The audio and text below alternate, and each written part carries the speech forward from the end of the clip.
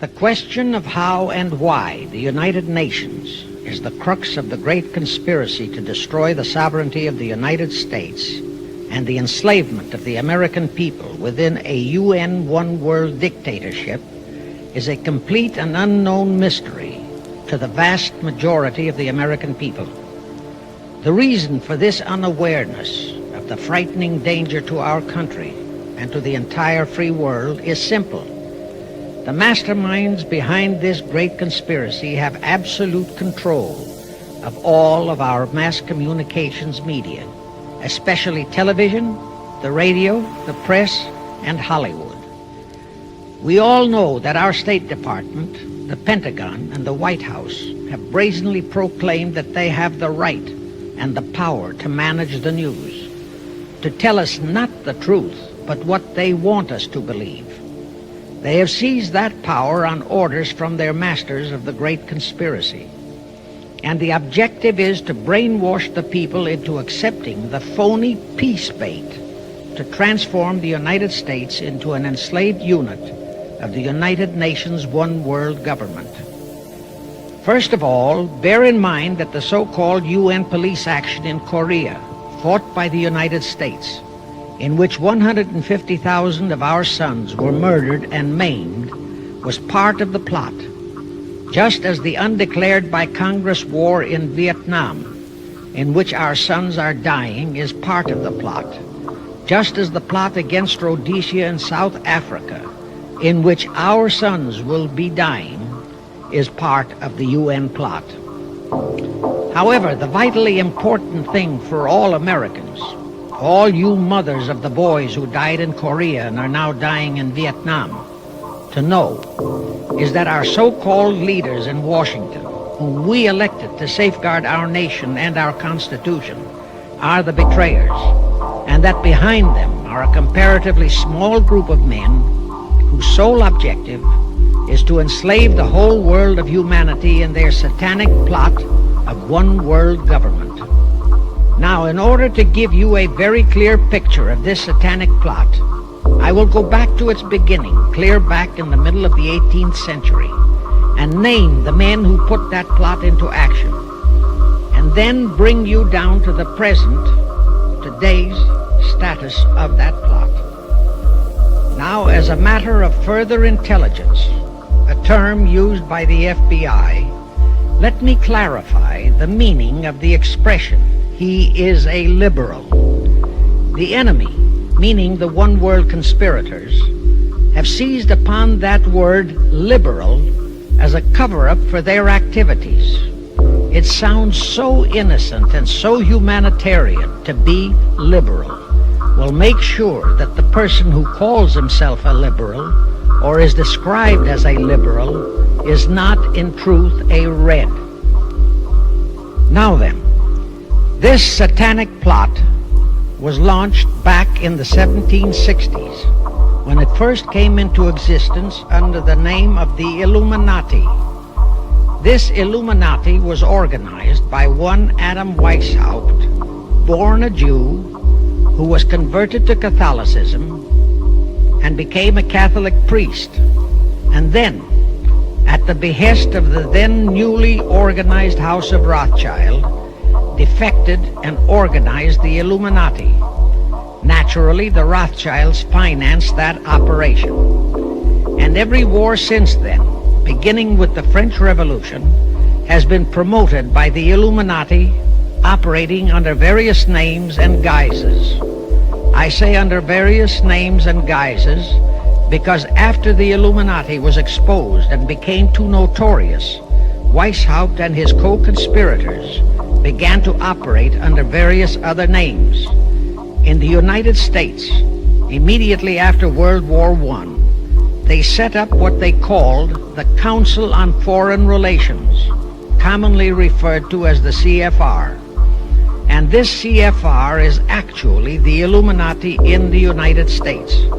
And its hierarchy, the masterminds in control of the CFR, to a very great extent, are the descendants of the original Illuminati conspirators. But to conceal that fact, Most of them changed their original family names to American-sounding names. For example, the true name of the Dillons, Clarence and Douglas Dillon, once Secretary of the U.S. Treasury Department, is Lepowski. I'll come back to all this later. There is a similar establishment of the Illuminati in England, operating under the name of the British Institute of International Affairs. There are similar secret Illuminati organizations in France, Germany, and other nations operating under different names. And all these organizations, including the CFR, continuously set up numerous subsidiary or front organizations that are infiltrated into every phase of the various nations' affairs. But at all times, the operations of these organizations were and are masterminded and controlled by the internationalist bankers, who in turn were and are controlled by the Rothschilds. The details of how they accomplished the setting up of the CFR in the United States, as also in the other nations, are far too voluminous to be described in this dissertation. But you can find it complete in News Bulletin number 122, entitled UN is Spawn of the Illuminati, and News Bulletin number 123, entitled CFR Completely Unmasked as Illuminati. Both are published by the Cinema Educational Guild, Post Office Box 46205, Hollywood, California. You can get them for 50 cents per copy by writing to that address. Those news bulletins reveal the names of the original founders of the Illuminati and the Americanized names of their descendants in the present CFR. Now I'll go back to the activities of the original Illuminati conspirators. As revealed in News Bulletin number 122, one branch of the Rothschild family had financed Napoleon. Another branch of the Rothschilds, both branches the real masterminds of the Illuminati, financed Britain, Germany, and the other nations in the Napoleonic Wars. Immediately after the Napoleonic Wars, the Illuminati assumed that all the nations were so destitute and so weary of wars that they'd be glad for any solution. So the Rothschild stooges set up what they called the Congress in Vienna, and at that meeting they tried to create the first League of Nations, their first attempted one world government, on the theory that all the crowned heads of the European governments were so deeply in debt to them that they would willingly or unwillingly serve as their stooges.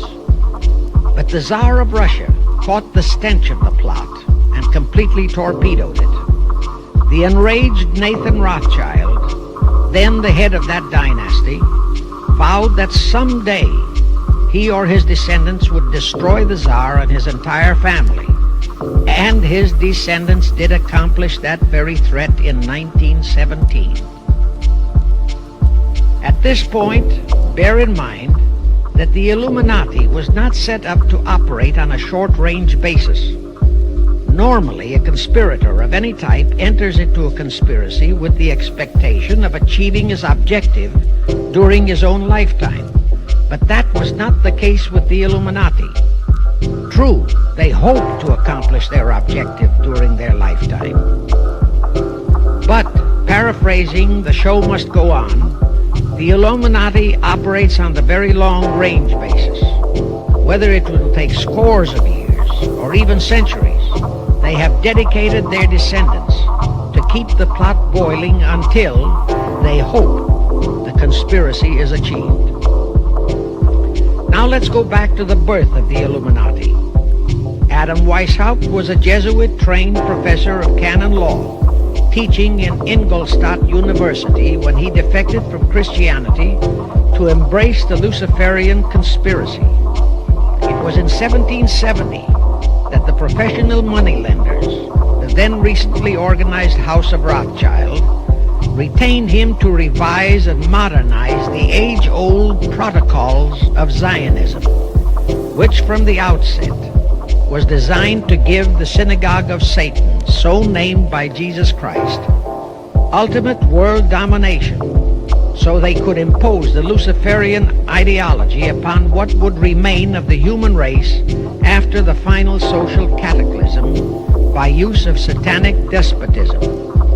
Weishaupt completed his task May 1st, 1776. Now you know why May 1 is the great day with all communist nations to this very day. That was the day, May 1, 1776, that Weishaupt completed his plan and officially organized the Illuminati to put the plan into execution. That plan required the destruction of all existing governments and religions. That objective was to be reached by dividing the masses of people whom he, Weishaupt, termed Goyim, or human cattle, into opposing camps in ever-increasing numbers on political, social, economic, and other issues, the very conditions we have in our country today. The opposing sides were then to be armed and incidents provided which would cause them to fight and weaken themselves and gradually destroy national governments and religious institutions. Again, I say, the very conditions in the world today. And at this point, let me stress a prime feature of the Illuminati plans. When and if their blueprint for world control, the protocols of the Elders of Zion, is discovered and exposed, they would wipe all the Jews off the face of the earth in order to divert suspicions from themselves. If you think this is far-fetched, bear in mind that they permitted Hitler, a liberal socialist himself, who was financed by Krupp, Kennedy, the Warburgs, and the Rothschilds, to incinerate 600,000 Jews. Now, just why did the conspirators choose the word Illuminati for their satanic organization? Weishaupt himself said that the word is derived from Lucifer and means holders of the light, using the lie that his objective was to bring about a one-world government to enable those with mental ability to govern the world and prevent all wars in the future. In short, using the word peace on earth as his bait, exactly as that same bait, peace, was used by the 1945 conspirators to foist the United Nations on us. Weishaupt, financed, I repeat, by the Rothschilds, recruited some 2,000 paid followers. These included the most intelligent men in the fields of arts and letters, education, the sciences, finance, and industry. He then established lodges of the Grand Orient, Masonic lodges, to be their secret headquarters. And I again repeat that in all of this, he was acting under orders from the House of Rothschild. The main features of the Weishaupt plan of operation required his Illuminati to do the following things to help them to accomplish their purpose. Number one, use monetary and sex bribery to obtain control of men already in high places in the various levels of all governments and other fields of endeavor. Once influential persons had fallen for the lies, deceits, and temptations of the Illuminati, they were to be held in bondage by application of political and other forms of blackmail, threats of financial ruin, public exposure and physical harm, even death, to themselves and loved members of their families. Do you realize how many present top officials in our federal government in Washington are controlled in just that way by the CFR? Do you realize how many homosexuals in our State Department, the Pentagon, all federal agencies, even in the White House, are controlled that way? Number two, Illuminati on the faculties of colleges and universities were to cultivate students possessing exceptional mental ability belonging to well-bred families with international leanings and recommend them for special training in internationalism. Such training was to be provided by granting scholarships to those selected by the Illuminists. That gives you an idea what a Rhodes Scholarship means. It means indoctrination into accepting the idea that only a one-world government can put an end to recurring wars and strife. That's how the United Nations was sold to the American people. One of the most notable Rhodes Scholars we have in our country is Senator William J. Fulbright, sometimes referred to as Half-Bright. His entire voting record spells Illuminati.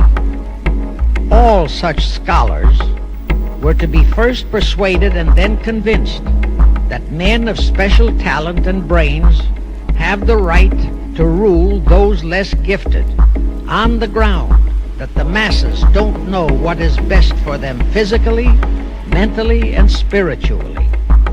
In addition to the Rhodes and similar scholarships, today there are 3 special Illuminati schools located in Gordonstown in Scotland, Salem in Germany, and Anavryta in Greece. These 3 are known ones, but there are others that are kept undercover. Prince Philip, the husband of Britain's Queen Elizabeth, was educated at Gordonstown at the instigation of Lord Louis Mountbatten, his uncle, a Rothschild relative who became Britain's admiral of the fleet after World War II ended. Number 3, all influential people trapped into coming under the control of the Illuminati, plus the students who had been specially educated and trained, were to be used as agents and placed behind the scenes of all governments as experts and specialists, so they would advise the top executives to adopt policies which would, in the long run, serve the secret plans of the Illuminati one-world conspiracy and bring about the destruction of the governments and religions they were elected or appointed to serve. Do you know how many such men operate in our government at this very time? Rusk, McNamara, Hubert Humphrey, Fulbright, Kuchel, and go on and on and on. Number 4, perhaps the most vital directive in Weishaupt's plan was to obtain absolute control of the press, at that time the only mass communications media, to distribute information to the public, so that all news and information could be slanted, so that the masses could be convinced that a one-world government is the only solution to our many and varied problems. Now do you know who owns and controls our mass communications media? I'll tell you, practically all the movie lots in Hollywood is owned by the Lehmans, Kuhn, Loeb and Company, Goldman Sachs, and other internationalist bankers. All the national radio and TV channels in the nation are owned and controlled by those same internationalist bankers. The same is true of every chain of metropolitan newspapers and magazines, also of the press wire services, such as Associated Press, United Press International, etc. The supposed heads of all those media are merely the fronts for the internationalist bankers, who in turn compose the hierarchy of the CFR, today's Illuminati in America. Now can you understand why the Pentagon's press agent Sylvester so brazenly proclaimed that the government has the right to lie to the people? What he really meant was that our CFR-controlled government had the power to lie to and be believed by the brainwashed American people. And let's again go back to the first days of the Illuminati. Because Britain and France were the 2 greatest world powers in the late years of the 18th century, Weishaupt, ordered the Illuminati to foment the colonial wars, including our Revolutionary War, to weaken the British Empire and organize the French Revolution to destroy the French Empire.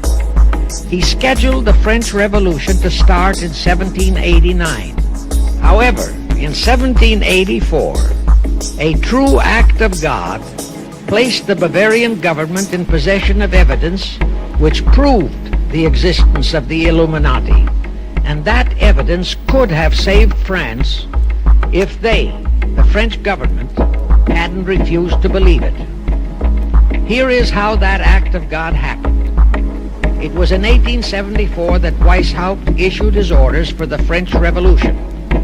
A German writer named Zwack put it into book form. It contained the entire Illuminati story and Weishaupt's plans. A copy of this book was sent to the Illuminists in France, headed by Robespierre, whom Weishaupt had delegated to foment the French Revolution. The courier was struck and killed by lightning as he rode through Raleston on his way from Frankfurt to Paris. The police found the subversive documents on his body and turned them over to the proper authorities. After careful study of the plot, the Bavarian government ordered the police to raid Weishaupt's newly organized lodges of the Grand Orient and the homes of his most influential associates.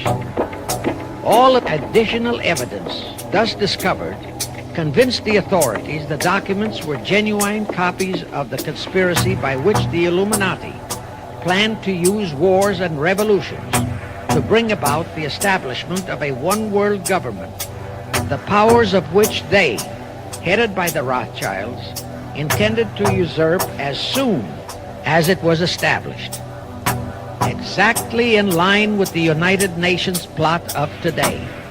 In 1785, the Bavarian government outlawed the Illuminati and closed the lodges of the Grand Orient.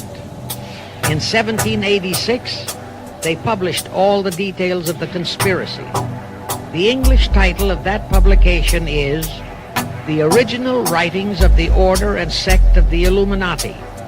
Copies of the entire conspiracy were sent to all the heads of church and state in Europe. But the power of the Illuminati, which was actually the power of the Rothschilds, was so great that this warning was ignored. Nevertheless, Illuminati became a dirty word, and it went underground. At the same time, Weishaupt ordered Illuminists to infiltrate into the lodges of Blue Masonry and form their own secret societies within all secret societies. Only Masons who proved themselves internationalists and those whose conduct proved they had defected from God were initiated into the Illuminati. Thenceforth, the conspirators donned the cloak of philanthropy and humanitarianism to conceal their revolutionary and subversive activities. In order to infiltrate into Masonic lodges in Britain, Weishaupt invited John Robison over to Europe.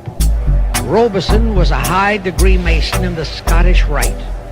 He was a professor of natural philosophy at Edinburgh University and secretary of the Royal Society of Edinburgh. Robison did not fall for the lie that the objective of the Illuminati was to create a benevolent dictatorship, but he kept his reactions to himself so well that he was entrusted with a copy of Weishaupt's revised conspiracy for study and safekeeping. Anyway, because the heads of state and church in France were deluded into ignoring the warnings given them, the revolution broke out in 1789 as scheduled by Weishaupt. In order to alert other governments to their danger, in 1798 Robison published a book entitled Proof of a Conspiracy to Destroy All Governments and Religions. But his warnings were ignored, exactly as our American people have been ignoring all warnings about the United Nations and the Council on Foreign Relations, the CFR. Now here is something that will stun and very likely outrage many who hear this, but there is documentary proof that our own Thomas Jefferson and Alexander Hamilton became students of Weishaupt. Jefferson was one of Weishaupt's strongest defenders when he was outlawed by his government. And it was Jefferson who infiltrated the Illuminati into the then newly organized lodges of the Scottish Rite in New England. Here is the proof. In 1789, John Robeson warned all Masonic leaders in America that the Illuminati had infiltrated into their lodges. And on July 19, 1789, David Papin, president of Harvard University, issued the same warning to the graduating class and lectured them on the influence Illuminism was acquiring on American politics and religion. And to top it off, John Quincy Adams, who had organized the New England Masonic Lodges, issued his warnings. He wrote 3 letters to Colonel William L. Stone, a top Mason, in which he exposed how Jefferson was using Masonic lodges for subversive, illuministic purposes. Those 3 letters are at this very time in Rittenberg Square Library in Philadelphia. In short, Jefferson, founder of the Democratic Party, was a member of the Illuminati, which at least partly accounts for the condition of the party at this time. And through infiltrations of the Republican Party, we have exactly nothing of loyal Americanism today. That disastrous rebuff at the Congress in Vienna, created by the Tsar of Russia, did not by any means destroy the Illuminati conspiracy. It merely forced them to adopt a new strategy. Realizing that the one world idea was, for the moment, killed, the Rothschilds decided that to keep the plot alive, they'd have to do it by heightening their control of the money systems of the European nations. Earlier, by a ruse, the outcome of the Battle of Waterloo had been falsified. Rothschild had spread a story that Napoleon had won that battle. That had precipitated a terrific panic on the stock market in England. All stocks had plummeted down to practically zero, and Nathan Rothschild bought all the stocks for virtually a penny on its dollar values. That gave him complete control of the economy of Britain and virtually of all Europe. So immediately after that Congress in Vienna had boomeranged, Rothschild forced Britain to set up a new Bank of England, which he absolutely controlled. Exactly as later, through Jacob Schiff, he engineered our own Federal Reserve Act, which gave the House of Rothschild a secret control of the economy in the United States. But now for a moment, let's dwell on the activities of the Illuminati in the United States. In 1826, one Captain William Morgan decided it was his duty to inform all Masons and the general public what the full truth was regarding the Illuminati, their secret plans and intended objectives. Also reveal the identities of the masterminds of the conspiracy. The Illuminati promptly tried Morgan in absentia and convicted him of treason.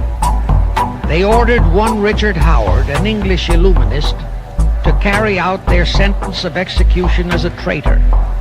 Morgan was warned and he tried to escape to Canada, but Howard caught up with him near the border, near the Niagara Gorge to be exact, where he murdered him. This was verified in a sworn statement made in New York by one Avery Allen to the effect that he heard Howard render his report of the execution to a meeting of Knights Templars in St. John's Hall, New York. He also told how arrangements had been made to ship Howard back to England. That Allen affidavit is on record in New York City archives. Very few Masons and very few of the general public know that general disapproval over that incident of murder caused approximately half of all the Masons, in the northern jurisdiction of the United States to secede. Copies of the minutes of the meeting held to discuss that matter are still in existence in safe hands, and that all that secrecy emphasizes the power of the masterminds of the Illuminati to prevent such terrible events of history from being taught in our schools. In the early 1850s, the Illuminati held a secret meeting in New York, which was addressed by a British illuminist named Wright. Those in attendance were told that the Illuminati was organizing to unite the nihilist and atheist groups with all other subversive groups into an international to be known as communists. That was when the word communist first came into being, and it was intended to be the supreme weapon and scare word to terrify the whole world and drive the terrorized peoples into the Illuminati one world scheme. This scheme, communism, was to be used to enable the Illuminati to foment future wars and revolutions. Clinton Roosevelt, a direct ancestor of Franklin Roosevelt, Horace Greeley and Charles Dana, foremost newspaper publishers of that time, were appointed to head a committee to raise funds for the new venture. Of course, most of the funds were provided by the Rothschilds.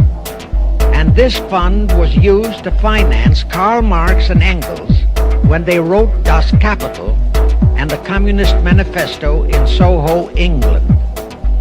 And this clearly reveals that communism is not a so-called ideology, but a secret weapon, a bogeyman word to serve the purpose of the Illuminati. Weishaupt died in 1830. But prior to his death, he prepared a revised version of the age-old conspiracy, the Illuminati, which, under various aliases, was to organize, finance, direct, and control all international organizations and groups by working their agents into executive positions at the top. In the United States, we have Woodrow Wilson, Franklin Roosevelt, Jack Kennedy, Johnson, Rusk, McNamara, Fulbright, etc. as prime examples. In addition, while Karl Marx was writing the Communist Manifesto under the direction of one group of Illuminists, Professor Karl Ritter of Frankfurt University was writing the antithesis under direction of another group.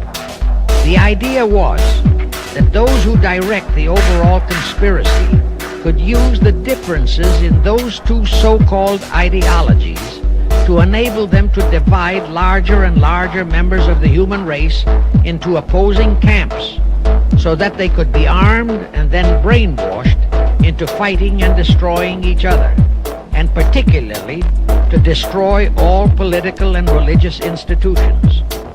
The work Ritter started was continued after his death and completed by the German so-called philosopher Friedrich Wilhelm Nietzsche, who founded Nietzscheism. This Nietzscheism was later developed into fascism and then into Nazism, and was used to foment World Wars I and II. In 1834, the Italian revolutionary leader Giuseppe Mazzini was selected by the Illuminati to direct their revolutionary program throughout the world. He served in that capacity until he died in 1872. But some years before he died, Mazzini had enticed an American general named Albert Pike into the Illuminati. Pike was fascinated by the idea of a one-world government, and ultimately he became the head of this Luciferian conspiracy.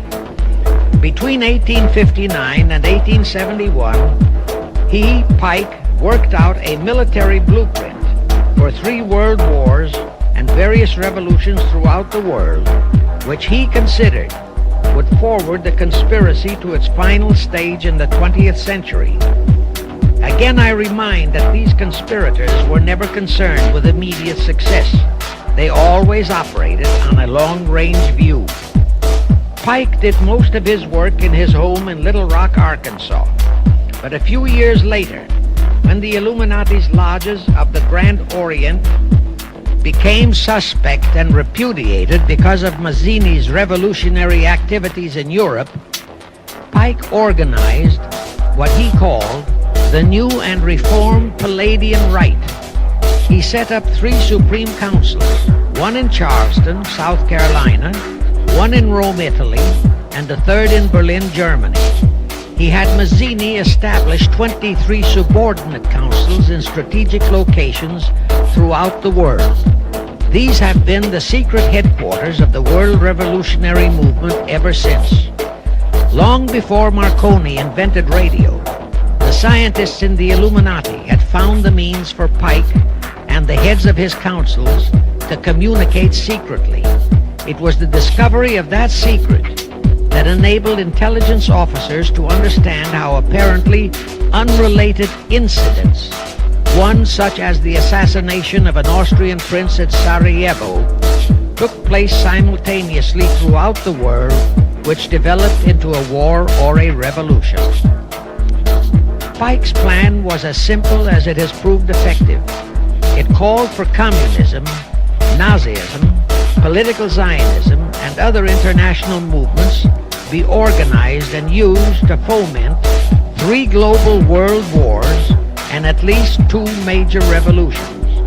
The First World War was to be fought so as to enable the Illuminati to destroy Tsarism in Russia, as vowed by Rothschild after the Tsar had torpedoed his scheme at the Congress in Vienna, and to transform Russia into a stronghold of atheistic communism. The differences stirred up by agents of the Illuminati between the British and German empires were to be used to foment this war. After the war would be ended, communism was to be built up and used to destroy other governments and weaken religions. World War II, when and if necessary, was to be fomented by using the controversies between fascists and political Zionists. And here let it be noted that Hitler was financed by Krupp, the Warburgs, the Rothschilds, and other internationalist bankers, and that the slaughter of the supposed 600,000 Jews by Hitler didn't bother the Jewish internationalist bankers at all. That slaughter was necessary in order to create worldwide hatred of the German people and thus bring about the war against them.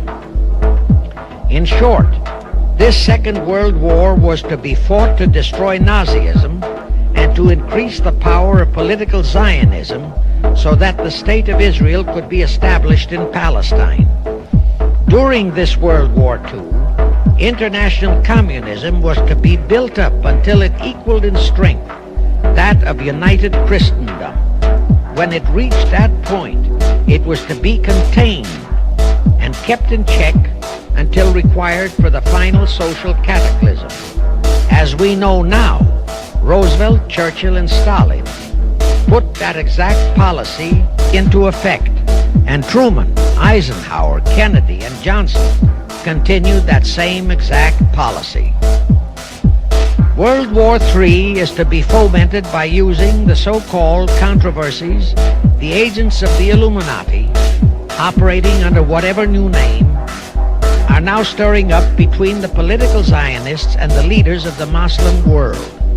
That war is to be directed in such a manner that all of Islam and political Zionism, Israel, will destroy each other, while at the same time the remaining nations, once more divided on this issue, will be forced to fight themselves into a state of complete exhaustion, physically, mentally, spiritually, and economically.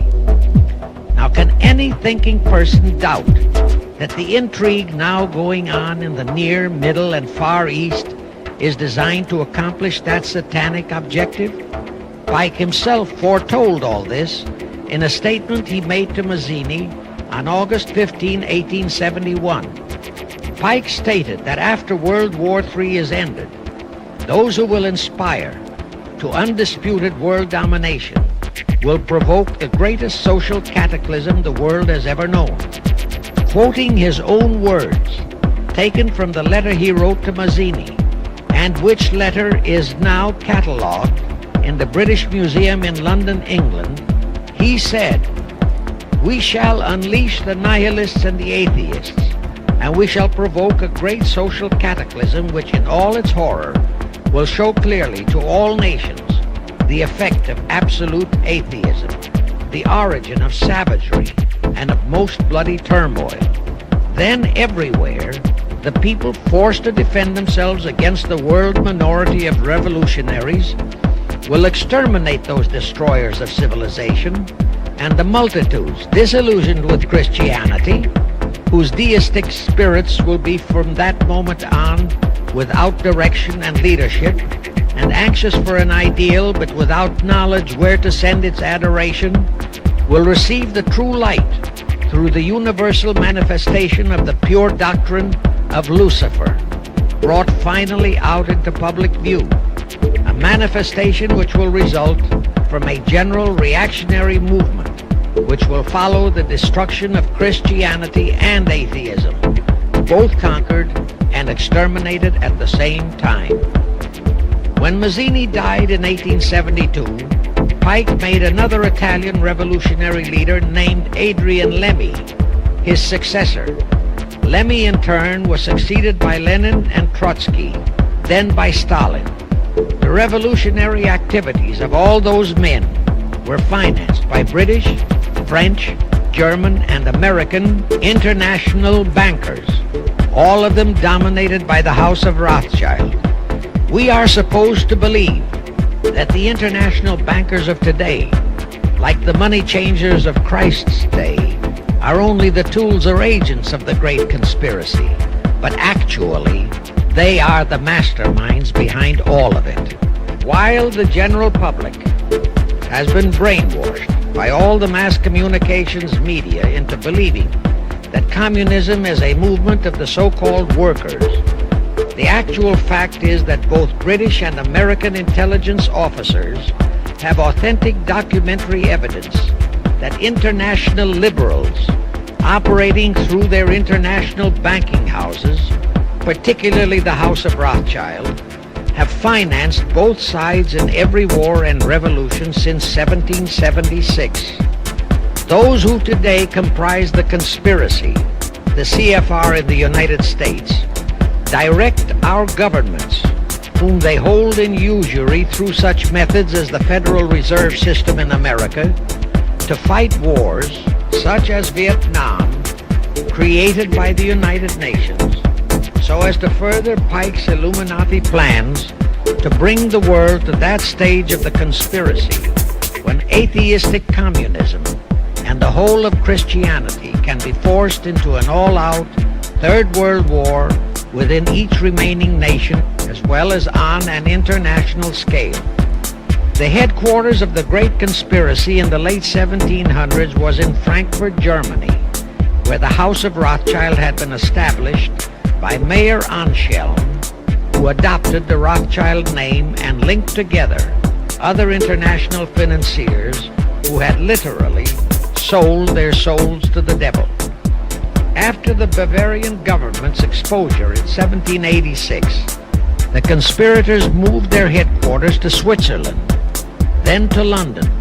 Since World War II, after Jacob Schiff, the Rothschild's boy in America, died, the headquarters of the American branch has been in the Harold Pratt Building, New York, and the Rockefellers, originally protégés of Schiff, have taken over the manipulation of finances in America for the Illuminati. In the final phases of the conspiracy, the one world government will consist of the king dictator, head of the United Nations, the CFR, and a few billionaires, economists, and scientists who have proved their devotion to the great conspiracy. All others are to be integrated into a vast conglomeration of mongrelized humanity, actually slaves. Now let me show you how our federal government and the American people have been sucked into the one world takeover plot of the Illuminati great conspiracy. And always bear in mind that the United Nations was created to become the housing for that one world so-called liberal conspiracy. The real foundations of the plot for the takeover of the United States were laid during the period of our Civil War. Not that Weishaupt and the earlier masterminds had ever overlooked the New World.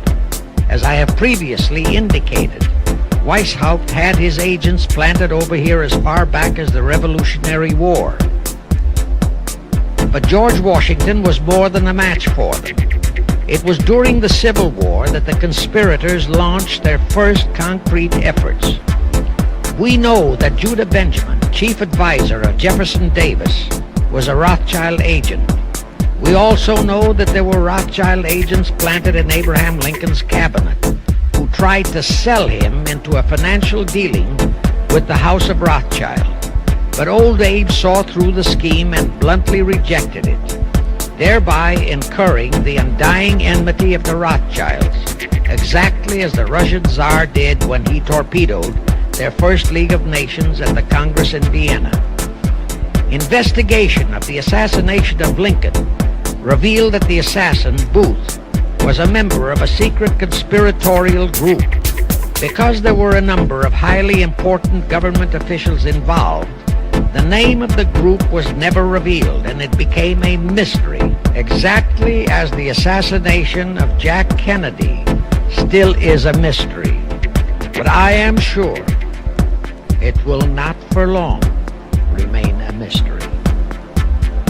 Anyway, the ending of the Civil War destroyed, temporarily, all chances of the House of Rothschild to get a clutch on our money system, such as they had acquired in Britain and other nations in Europe.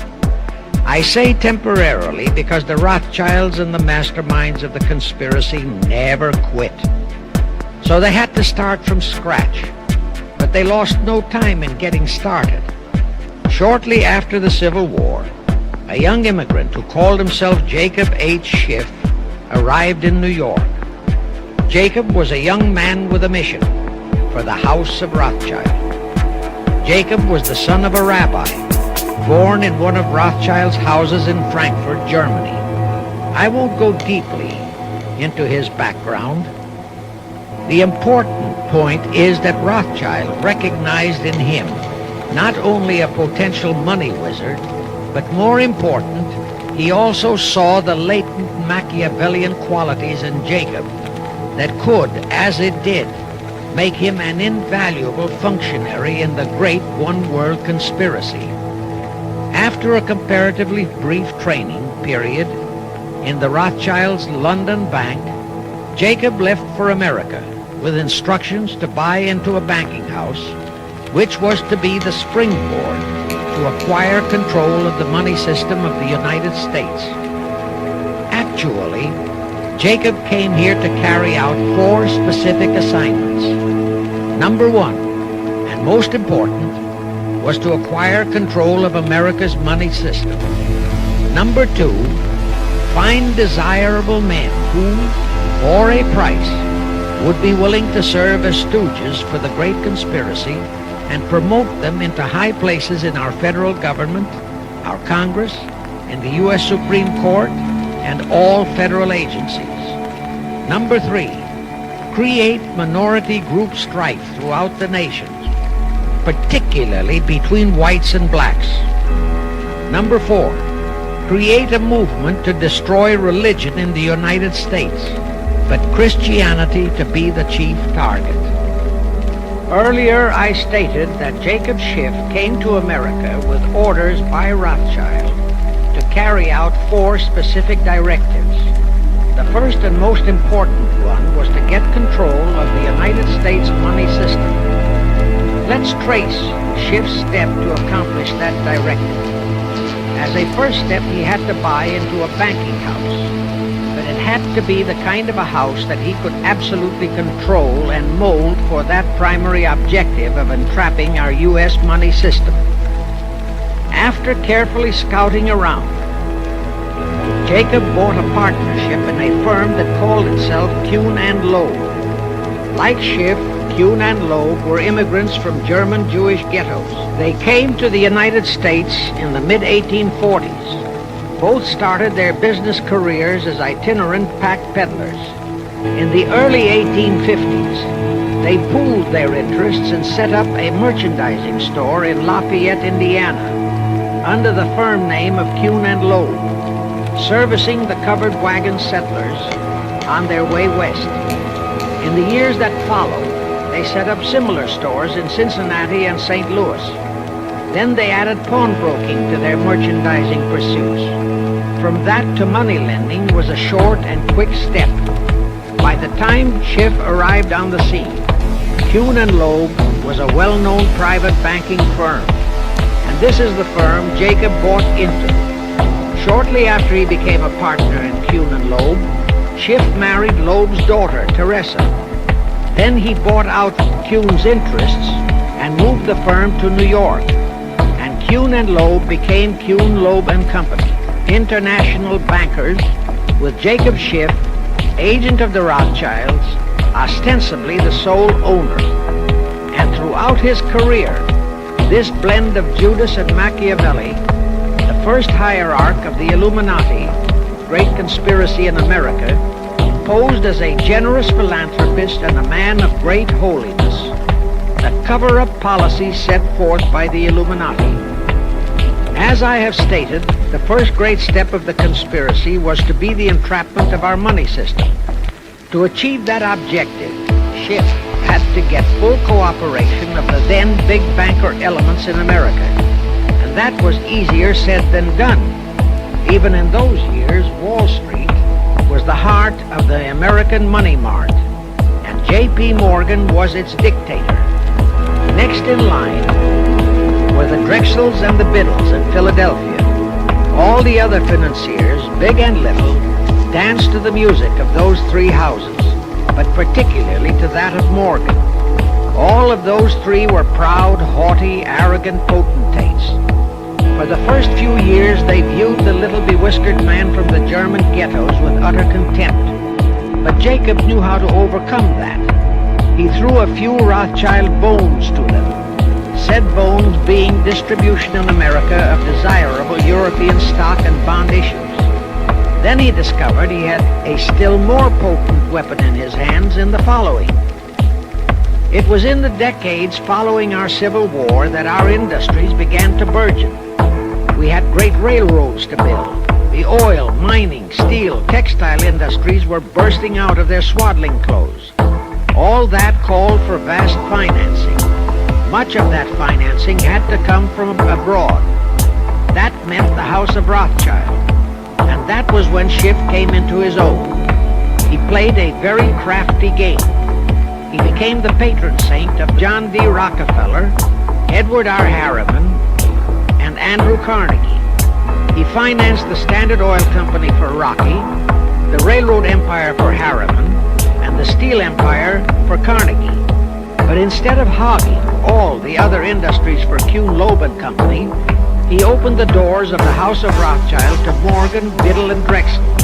In turn, Rothschild arranged the setting up of London, Paris, European, and other branches for those three, but always in partnerships with Rothschild subordinates. And Rothschild made it very clear to all those men that Schiff was to be the boss in New York.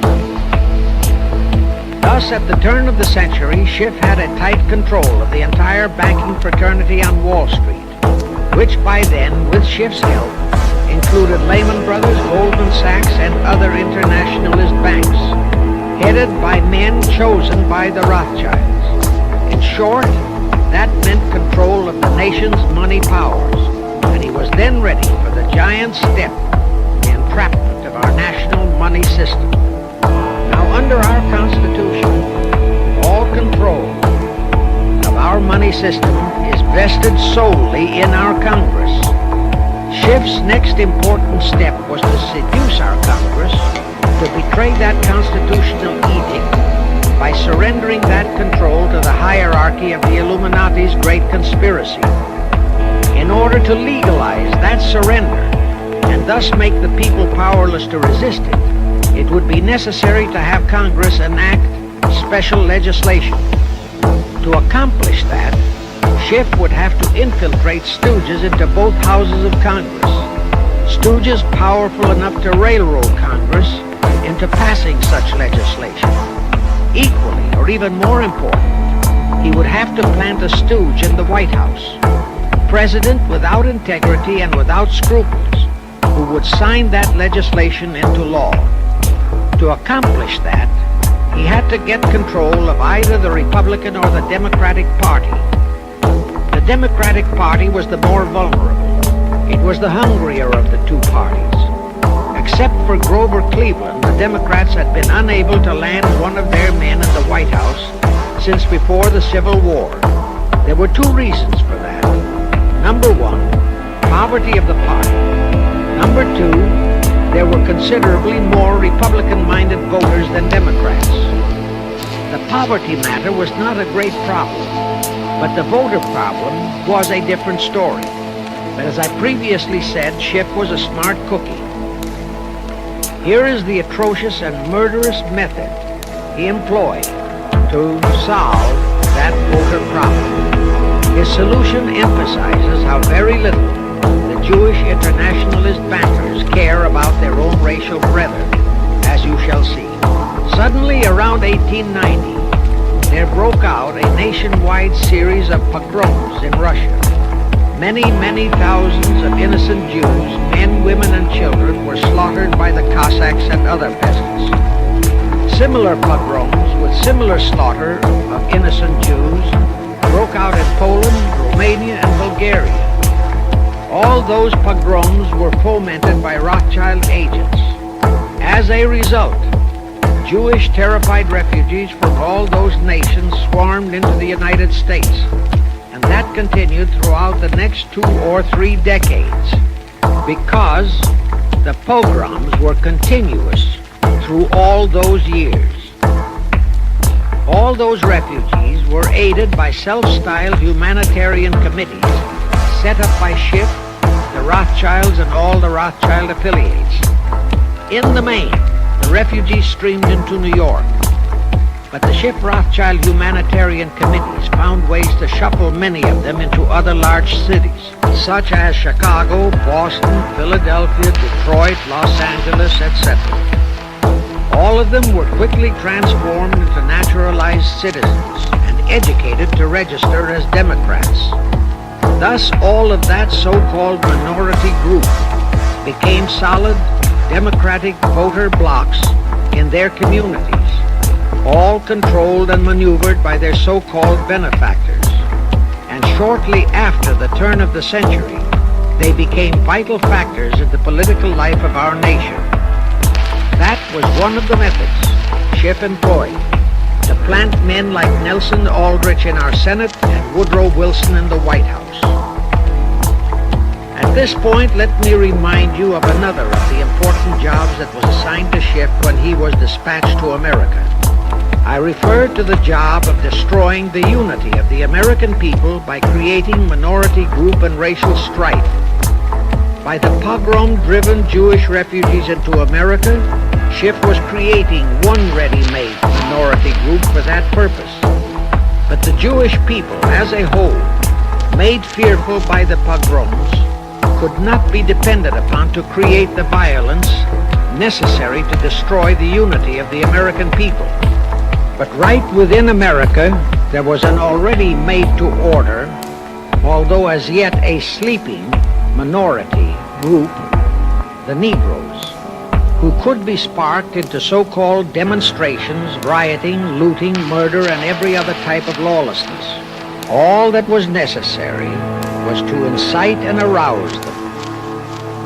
Together, those two minority groups, properly maneuvered, could be used to create exactly the kind of strife in America the Illuminati would need to accomplish their objective.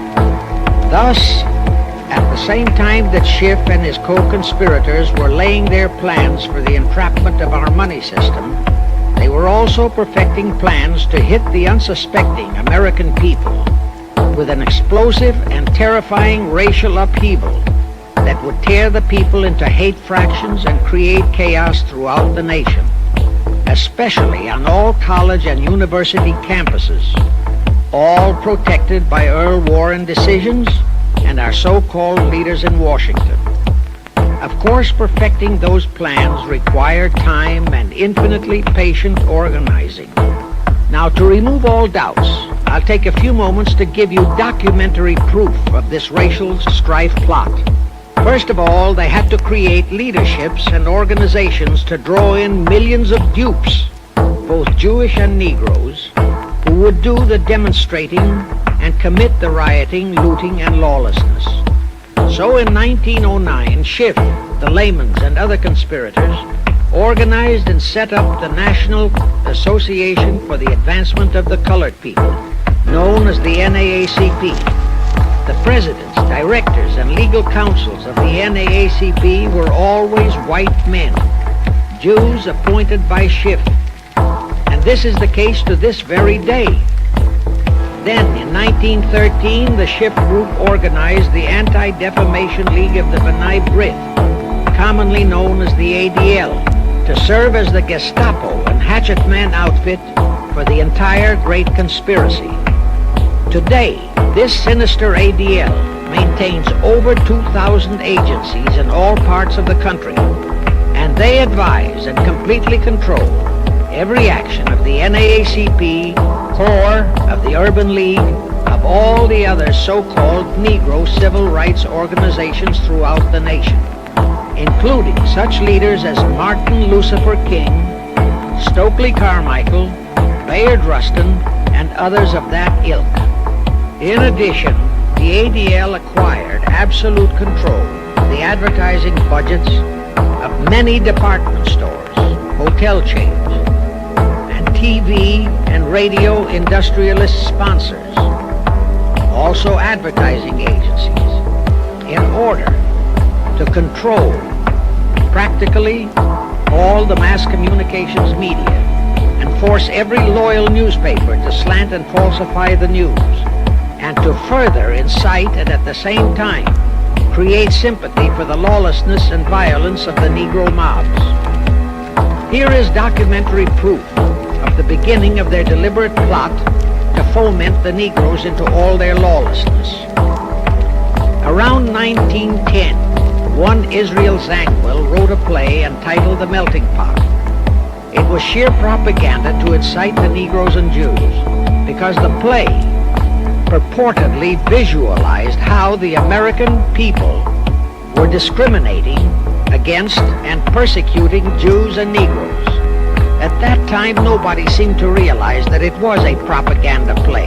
It was that cleverly written.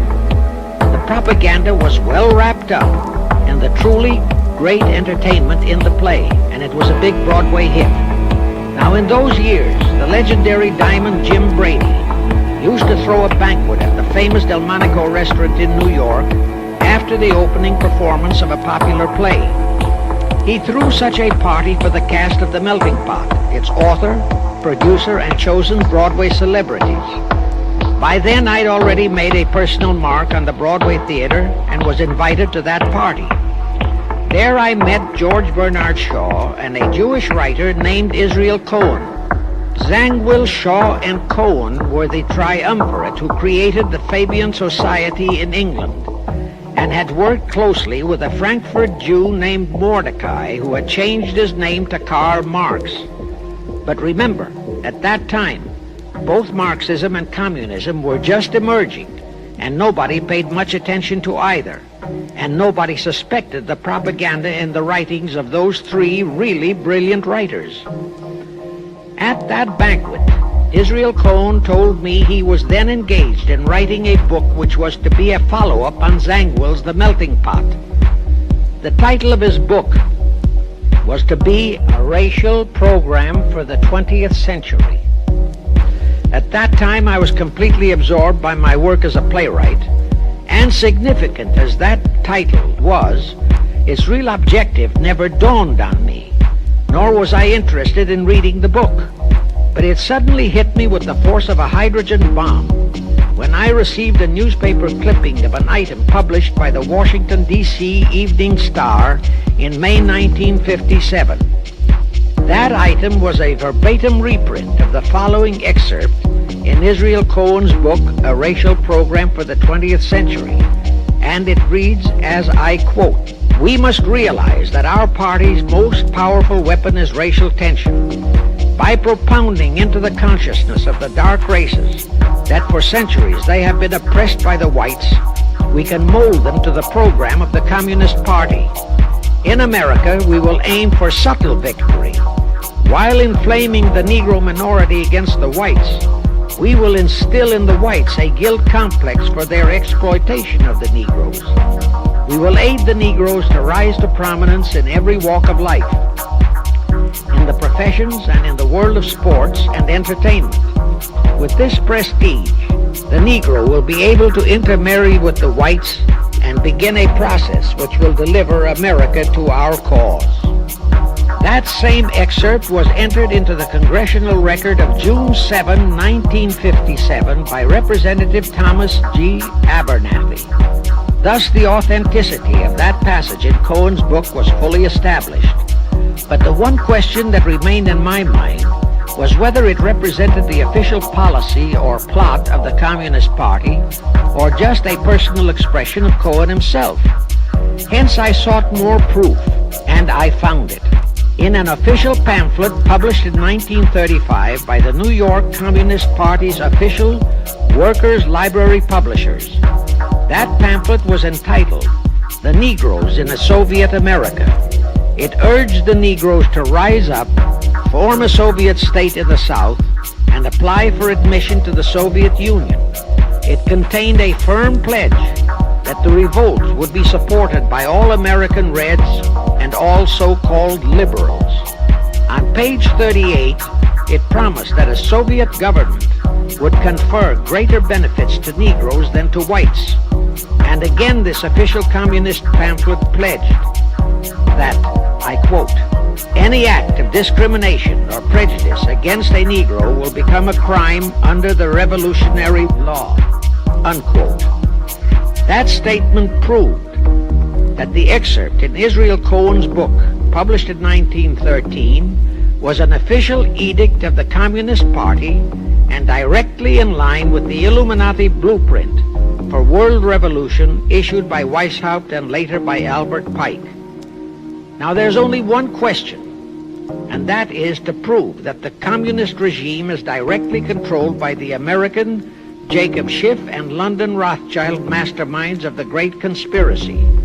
A little later, I will provide that proof that will remove even a remote doubt that the Communist Party as we know it was created by those masterminds, capitalists if you will note, that Schiff, the Warburgs, and the Rothschilds planned and financed the entire Russian Revolution, also the murder of the Tsar and his family, and that Lenin, Trotsky, and Stalin took their orders directly from Schiff and the other capitalists whom they supposedly are fighting. Now can you see why the vile Earl Warren and his equally vile co-Supreme Court justices issued that infamous and treasonous desegregation decision in 1954? It was to aid and abet the plot of the Illuminati conspirators to create tension and strife between Negroes and whites. Can you see why the same Earl Warren issued his decision prohibiting Christian prayers and Christmas carols in our schools? It was done to destroy Christianity. Can you see why Eisenhower, despite all the rigid constitutional prohibitions, sent federal troops into a southern state to enforce the desegregation decision? Why Kennedy did likewise? And can you see why Johnson and 66 senators, despite the protests of 90% of the American people, voted for the Consular Treaty, which opens our entire country to Russian spies and saboteurs? All those 66 senators are 20th century Benedict Arnolds.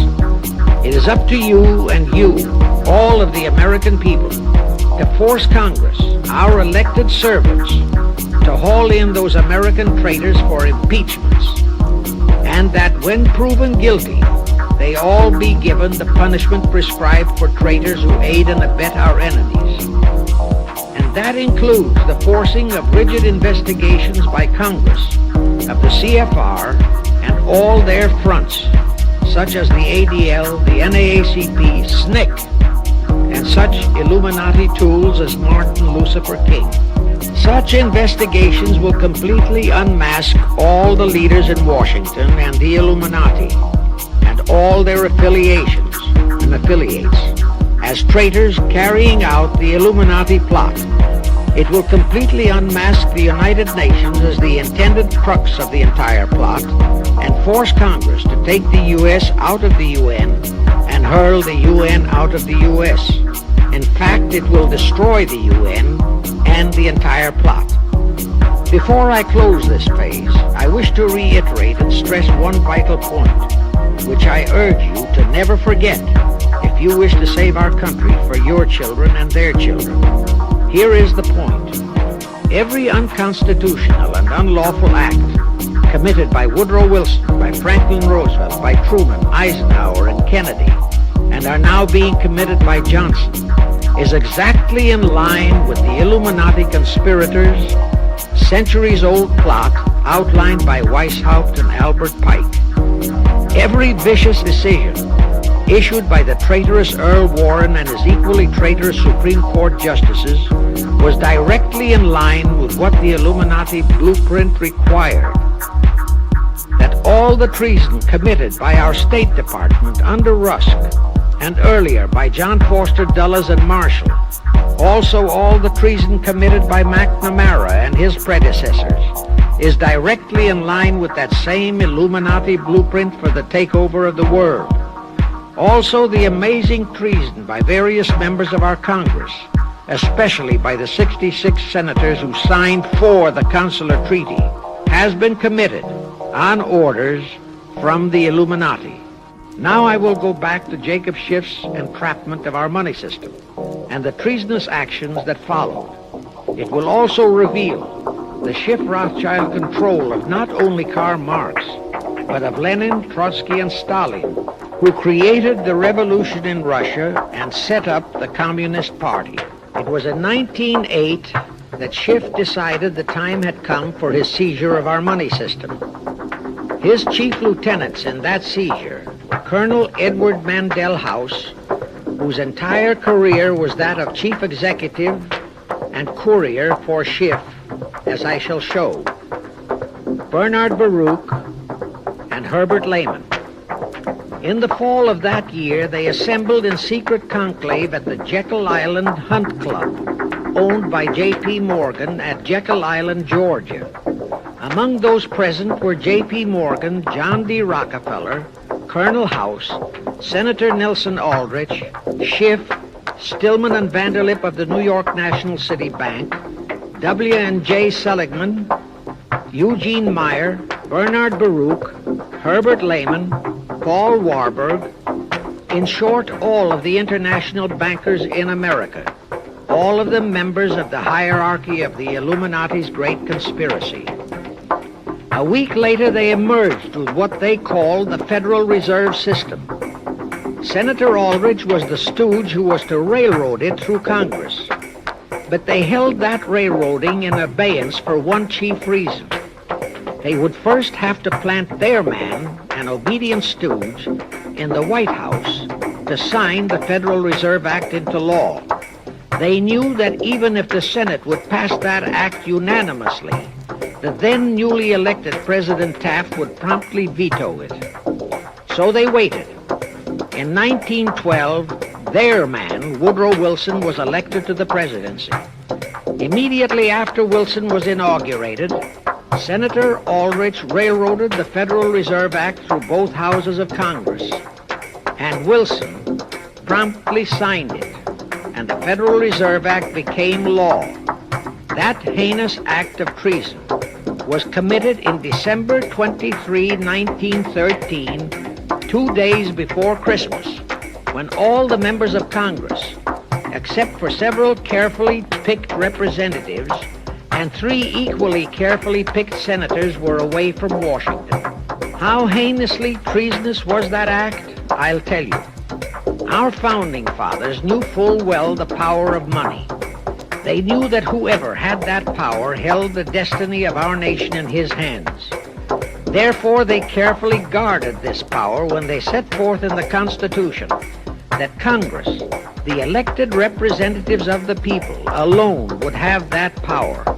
The constitutional language on this point is brief, concise, and specific, stated in Article 1, Section 8, Paragraph 5, defining the duties and powers of Congress, and I quote, "To coin money, regulate the value thereof, and of foreign coin, and the standard of weights and measures," unquote. But on that tragic, unforgettable day of infamy, December 23, 1913, the men we sent to Washington to safeguard our interests, the representatives and senators and Woodrow Wilson, delivered the destiny of our nation into the hands of two aliens from Eastern Europe, Jacob Schiff and Paul Warburg.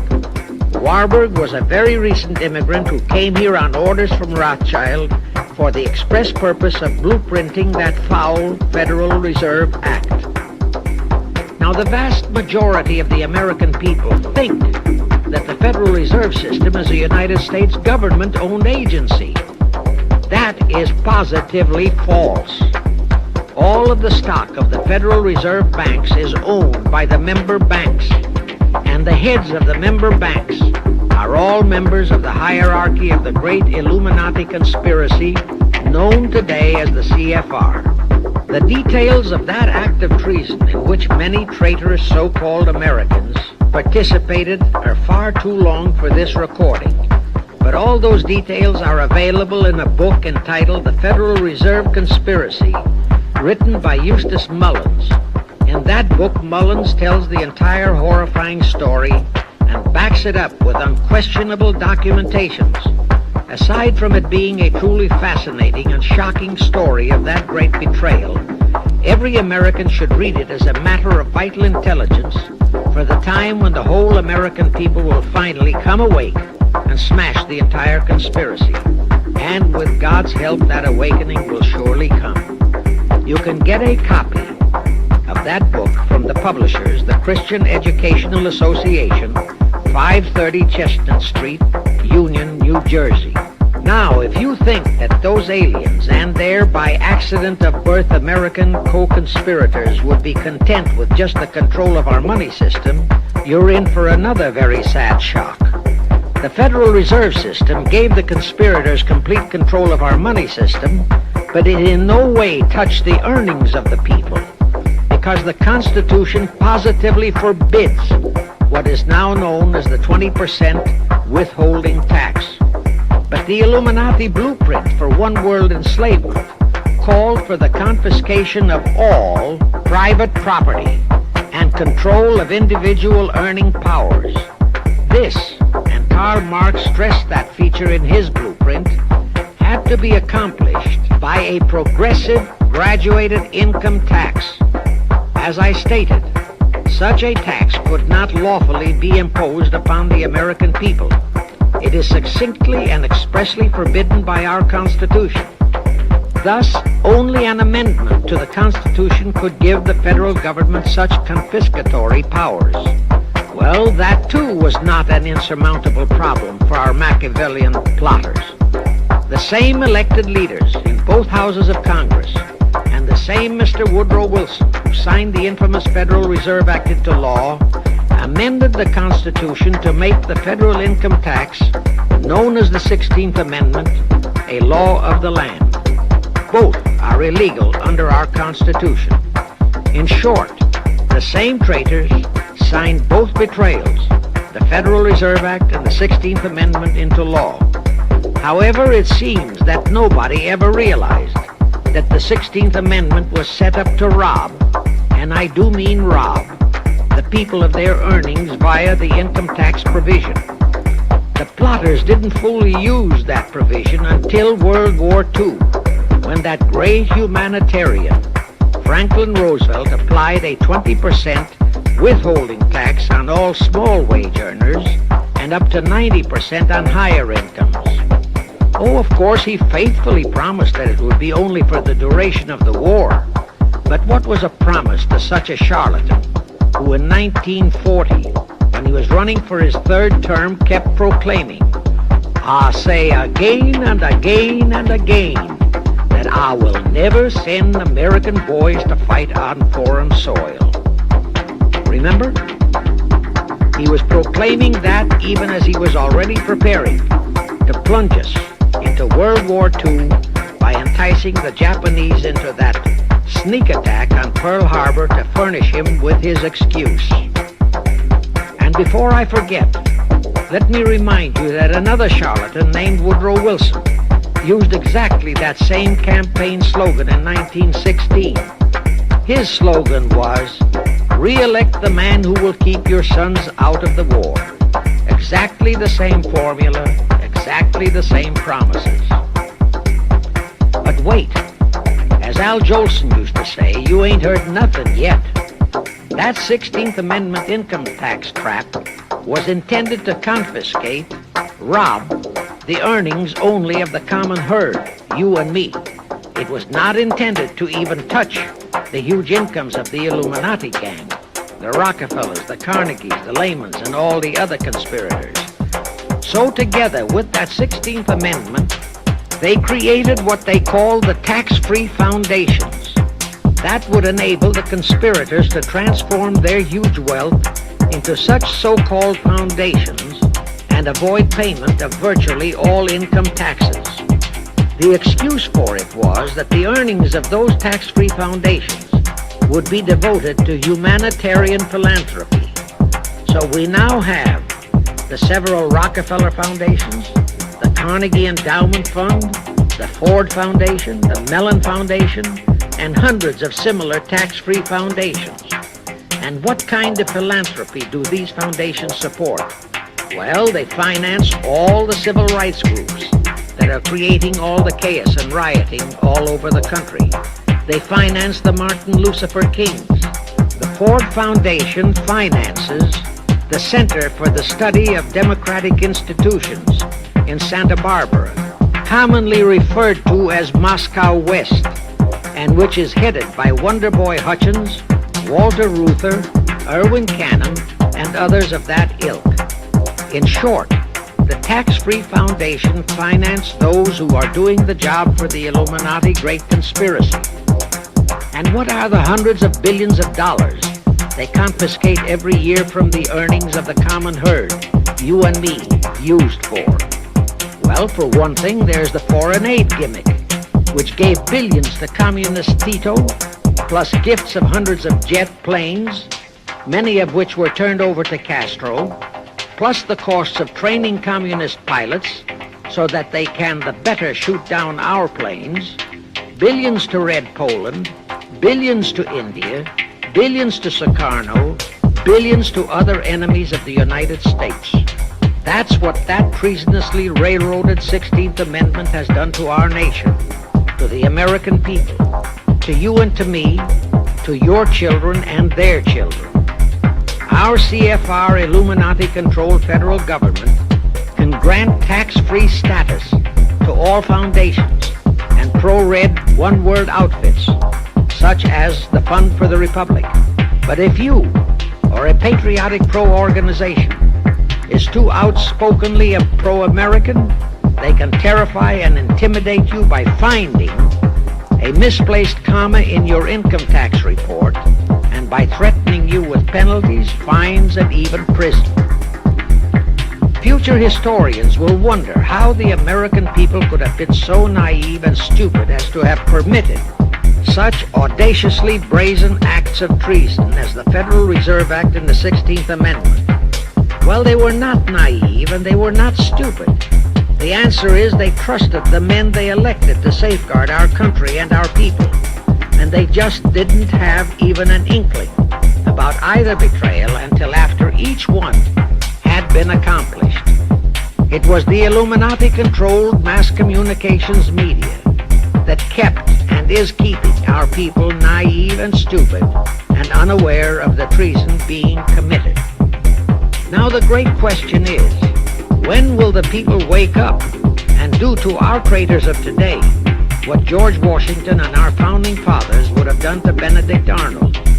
Actually Actually, Benedict Arnold was a petty traitor compared to our present traitors in Washington. Now let's go back to the events that followed the rape of our Constitution by the passage of the Federal Reserve Act of the 16th Amendment. With Wilson completely under their control, the masterminds of the Great Conspiracy put in motion their next and what they hoped would be their final steps to achieve their one-world government. The first of those steps was to be World War I. Why war? Simple. The only excuse for a one-world government is that it will supposedly ensure peace. The only thing that can make people cry for peace is war. War brings chaos, destruction, exhaustion, to winner as well as to loser. It brings economic ruin to both. Most important, it destroys the flower of the young manhood of both. To the saddened and heartbroken oldsters, the mothers and fathers, who are left with nothing but memories of their beloved sons, peace becomes worth any price.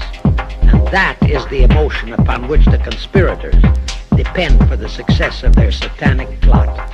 Throughout the 19th century, from 1814 to 1914, the world as a whole was at peace. Such wars as the Franco-Prussian, our own Civil War, the Russo-Japanese War, were what might be termed local disturbances that did not affect the rest of the world. All the great nations were prosperous, the people staunchly nationalistic and fiercely proud of their sovereignties. It was utterly unthinkable that the French and the German peoples would be willing to live under a one-world government, or the Turks and the Russians, or the Chinese and the Japanese. Even more unthinkable that a Kaiser Wilhelm, or a Franz Joseph, or a Tsar Nicholas, or any monarch would willingly and meekly surrender his throne to a one-world government. But bear in mind that the peoples in all nations are the real power, and only one thing, war, could make the peoples yearn and clamor for a peace-ensuring one-world government. But it would have to be a frightful and horribly devastating war. It could not be just a local disturbing war between just two nations. It would have to be a world war. No major nation must be left untouched by the horrors and devastation of such a war. The cry for peace must be made universal. Actually, that was the format set by the Illuminati and Nathan Rothschild at the turn of the 19th century. They first maneuvered all of Europe into the Napoleonic Wars.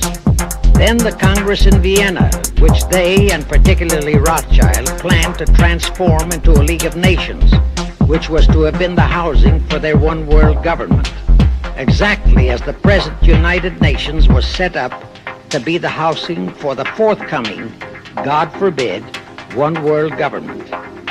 Anyway, that was the format the House of Rothschild and Jacob Schiff decided to employ to achieve their objective in 1914. Of course, they knew that that same format had failed in 1814, but they theorized that was only because the Tsar of Russia had torpedoed that scheme. Well, the present 1914 conspirators would eliminate that 1814 fly in the ointment. They'd make sure that after the New World War, they were conspiring, there'd be no Tsar of Russia around to throw monkey wrenches into the machinery. I won't go into how they accomplished this first step to launch a world war. History records that World War I was precipitated by a trivial incident, the kind of incident both Weishaupt and Albert Pike had incorporated in their blueprints. That incident was the assassination of an Austrian archduke, arranged by the Illuminati masterminds. The war followed. It involved Germany, Austria-Hungary, and their allies, so-called the Axis powers, against France, Britain, and Russia, called the Allies. Only the United States was not involved during the first 2 years. By 1917, the conspirators had achieved their primary objective. All of Europe was in a state of destitution. All the peoples were war-weary and crying for peace. And the outcome, too, was all set. It was to come as soon as the United States would be hurled in on the side of the Allies. And that was all set to happen immediately after Wilson's re-election. After that, there could be only one outcome: complete victory for the Allies.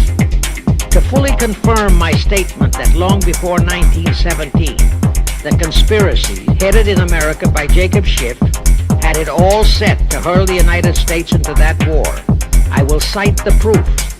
When Wilson was campaigning for re-election in 1916, his chief appeal was, "Re-elect the man who will keep your sons out of the war." But during that same campaign, the Republican Party publicly charged that Wilson had long committed himself to throw us into the war. They charged that if he would be defeated, he would accomplish that act during his few remaining months in office. But if re-elected, he would hold off until after re-election. But at that time, the American people looked upon Wilson as a god-man. Well, Wilson was re-elected, and as per the schedule of the conspirators, he hurled us into the war in 1917. He used the sinking of the Lusitania as an excuse, a sinking which also was prearranged.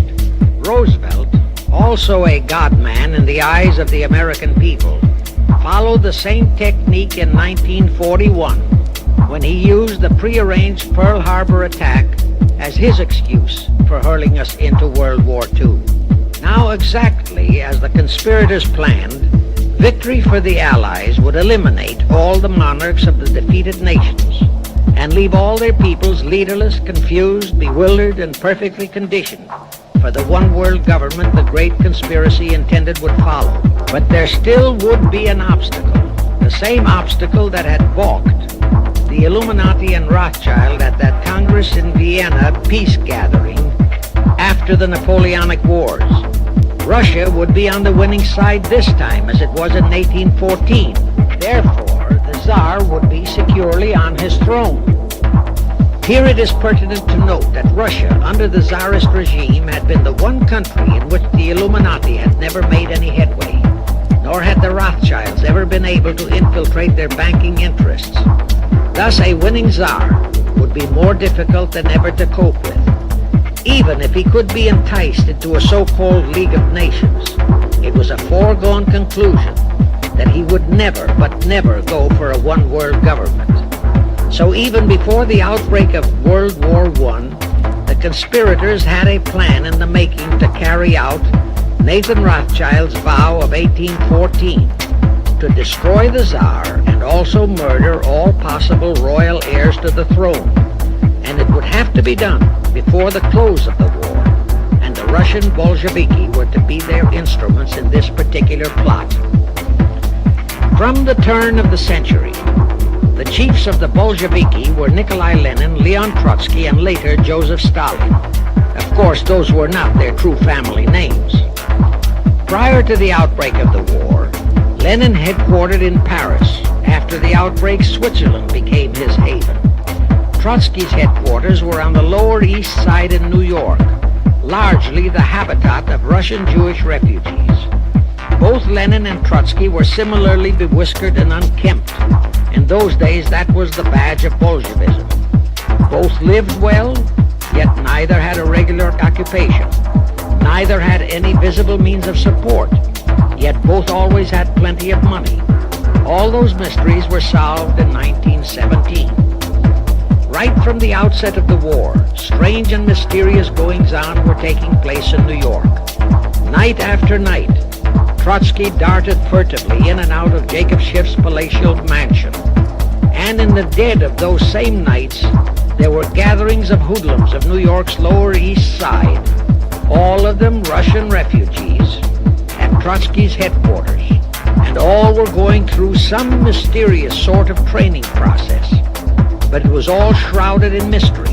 Nobody talked, although it did leak out that Schiff was financing all of Trotsky's activities.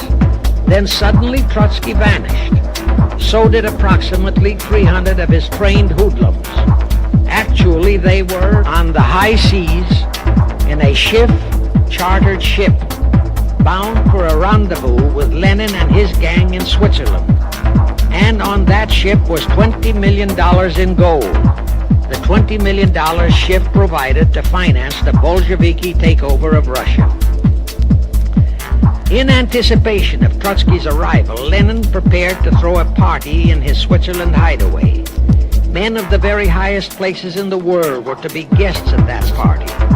Among them were the mysterious Colonel Edward Mandel House, Woodrow Wilson's mentor and palsy Walsey, and more important, Schiff's special and confidential messenger. Another of the expected guests was Warburg of the Warburg banking clan in Germany, who were financing the Kaiser, and whom the Kaiser had rewarded by making him chief of the secret police of Germany. In addition, there were the Rothschilds of London and Paris, also Litvinov, Kaganovich, Stalin, who was then head of a train and bank-robbing gang of bandits. He was known as the Jesse James of the Urals.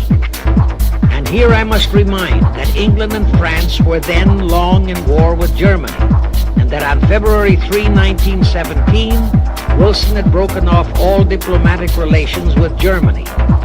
Therefore, Warburg, Colonel House, the Rothschild, and all those others were enemies. But of course, Switzerland was neutral ground where enemies could meet and be friends, especially if they had some scheme in common. That Lenin party was very nearly wrecked by an unforeseen incident. The Schiff chartered ship on its way to Switzerland was intercepted and taken into custody by a British warship. But Schiff quickly rushed orders to Wilson to order the British to release the ship intact with the Trotsky hoodlums and the gold. Wilson obeyed. He warned the British that if they refused to release the ship, the United States would not enter the war in April, as he had faithfully promised a year earlier. The British heeded the warning. Trotsky arrived in Switzerland, and the Lenin party went off as scheduled. But they still faced what ordinarily would have been the insurmountable obstacle of getting the Lenin-Trotsky band of terrorists across the border into Russia. Well, that's where Brother Warburg, chief of the German secret police, came in. He loaded all those thugs into sealed freight cars and made all the necessary arrangement for their secret entry into Russia. The rest is history. The revolution in Russia took place, and all members of the royal Romanov family were murdered. Now, my chief objective is to establish beyond even a remote doubt that communism, so-called, is an integral part of the Illuminati's great conspiracy for the enslavement of the entire world. That communism, so-called, is merely their weapon and bogeyman word to terrify the peoples of the whole world, and that the conquest of Russia and the creation of communism was in great part organized by Schiff and the other international bankers right in our own city of New York. A fantastic story? Yes. Some might even refuse to believe it. Well, for the benefit of any doubting Thomas, I will prove it by reminding that just a few years ago, Charlie Knickerbocker, a Hearst newspaper columnist, published an interview with John Schiff, grandson of Jacob, in which young Schiff confirmed the entire story and named the figure old Jacob contributed, $20 million. If anybody still has even a remote doubt that the entire menace of communism was created by the masterminds of the great conspiracy right in our own city of New York, I will cite the following historical fact. All records show that when Lenin and Trotsky engineered the capture of Russia, they operated as heads of the Bolsheviki party. Now, Bolshevism is a purely Russian word. The masterminds realized that Bolshevism could never be sold as an ideology to any but the Russian people. So in April 1918, Jacob Schiff dispatched Colonel House to Moscow with orders to Lenin, Trotsky, and Stalin to change the name of their regime to the Communist Party and to adopt the Karl Marx Manifesto as the constitution of the Communist Party. Lenin, Trotsky, and Stalin obeyed. And that year of 1918 was when the Communist Party and the menace of communism came into being. All this is confirmed in Webster's Collegiate Dictionary, 5th edition.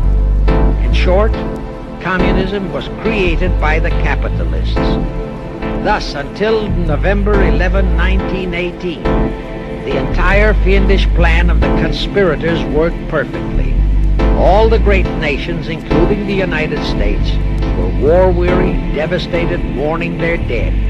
Peace was the great universal desire. Thus, when it was proposed by Wilson to set up a League of Nations to ensure peace, all the great nations, with no Russian Tsar to stand in their way, jumped on that bandwagon without even stopping to read the fine print in that insurance policy. That is, all but one, the United States, the very one that Schiff and his co-conspirators least expected would balk. And that was their one fatal mistake in that early plot. You see, when Schiff planted Woodrow Wilson in the White House, the conspirators assumed that they had the United States in the proverbial bag. Wilson had been perfectly built up as a great humanitarian. He supposedly became established as a god-man with the American people. There was every reason for the conspirators to have believed that he would easily hornswoggle Congress into buying the League of Nations sight unseen, exactly as the Congress of 1945 bought the United Nations sight unseen. But there was one man in the Senate in 1918 who saw through that scheme just as the Russian Tsar did in 1840. He was a man of great political stature, almost as great as that of Teddy Roosevelt, and fully as astute. He was highly respected and trusted by all members of both houses of Congress and by the American people. The name of that great and patriotic American was Henry Cabot Lodge, not the phony of today who called himself Henry Cabot Lodge Jr. until he was exposed. Lodge completely unmasked Wilson and kept the United States out of the League of Nations. Here it becomes of great interest to know the real reason for the Wilson League of Nations flop. As I previously stated, Schiff was sent to the United States to carry out 4 specific assignments. Number 1 and most important was to acquire complete control of the U.S. money system.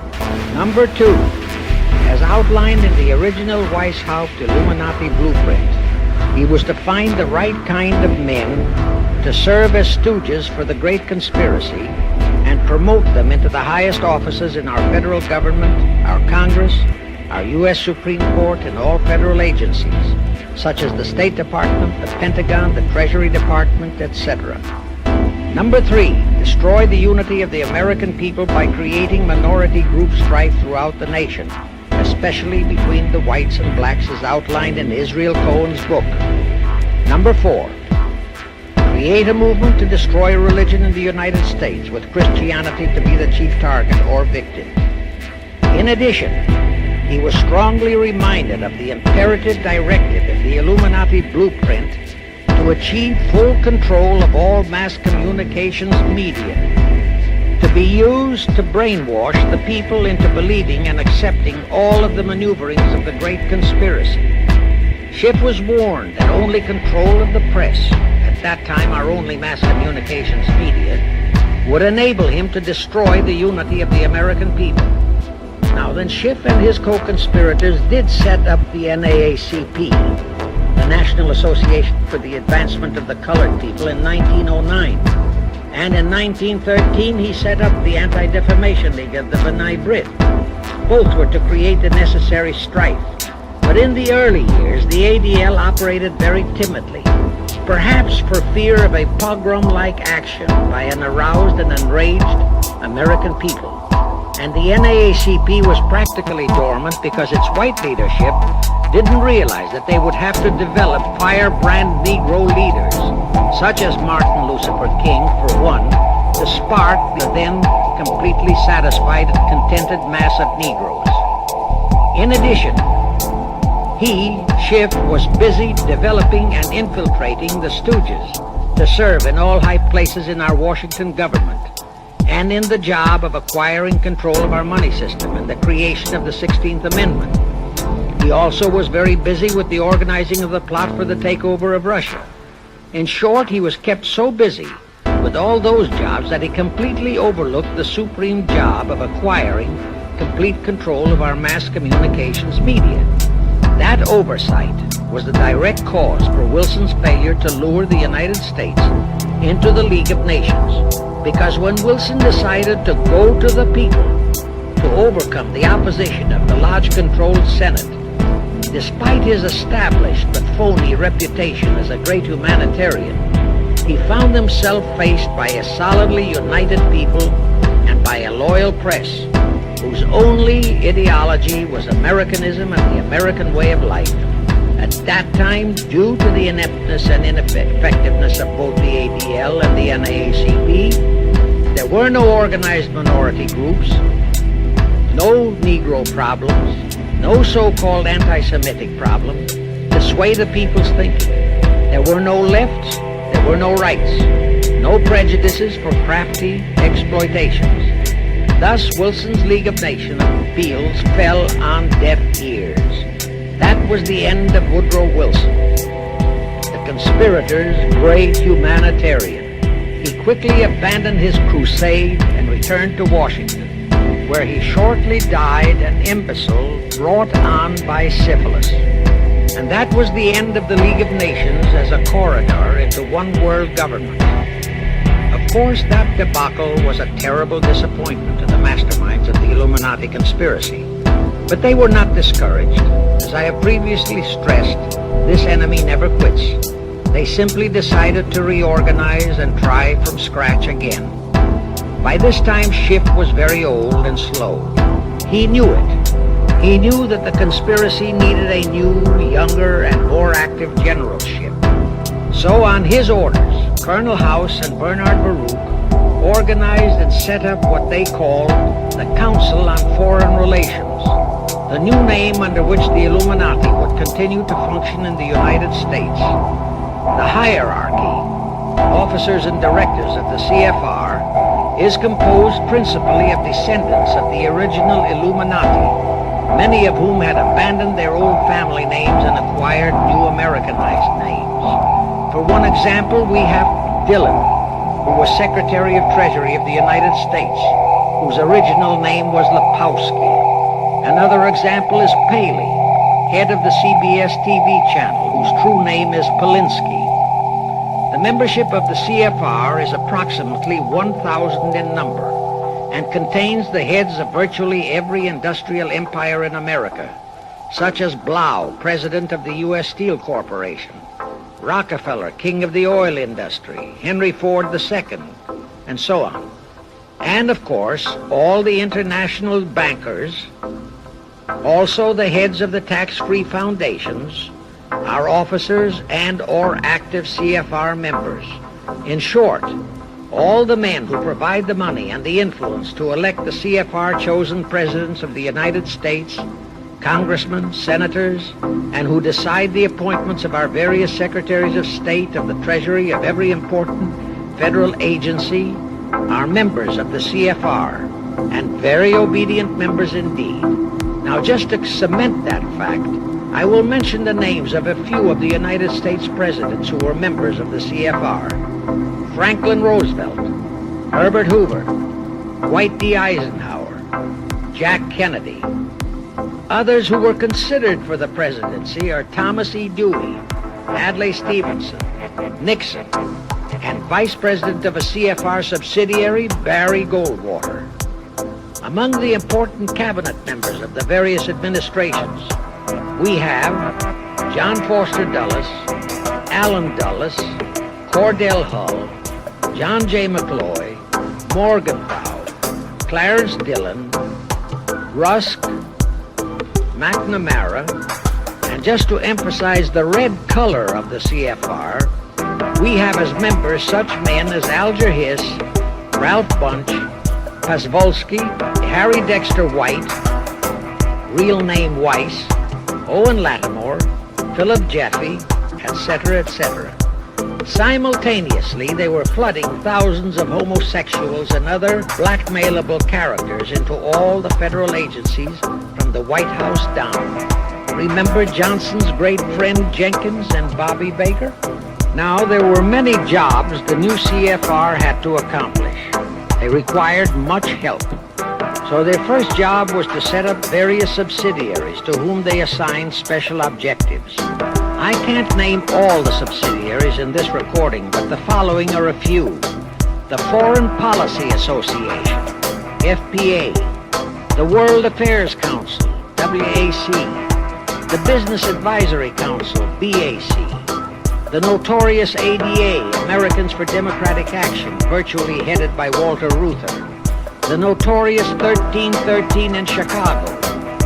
Barry Goldwater was, and no doubt still is, a vice president of one of the CFR subsidiaries. In addition, the CFR set up special committees in every state in the Union, to whom they assigned the various local state operations.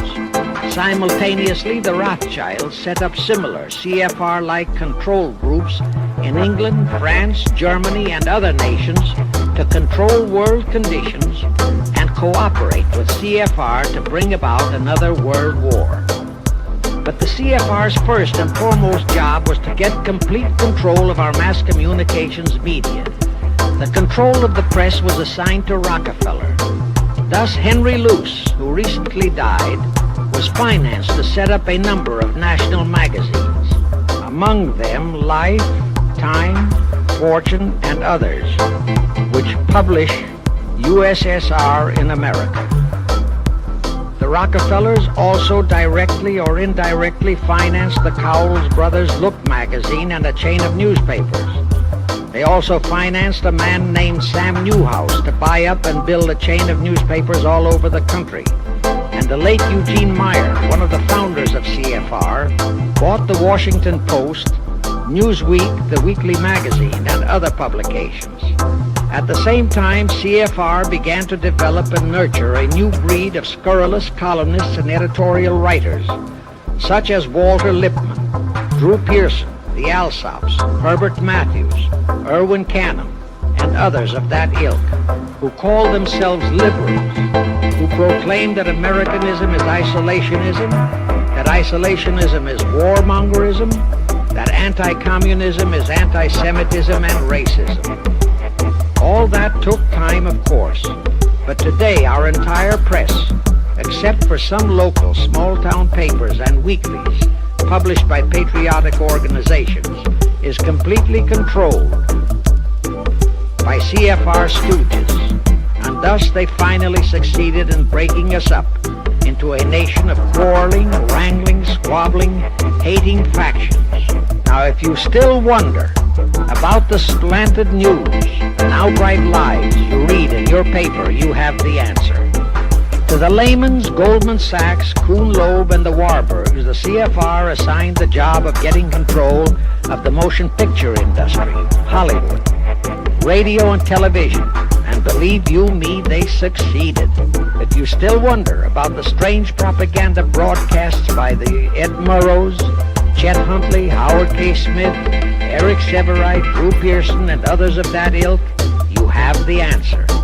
If you wonder about all the smut, sex, pornography, and mixed marriage films you see in your movie theater and on your TV set, all of which is demoralizing our youth, you have the answer. The whole story of the CFR conspiracy takeover of our mass communications media is far too long to include in this recording, but you can find it in the News Bulletin number 125, entitled How to Get the Reds Out of Communications Media.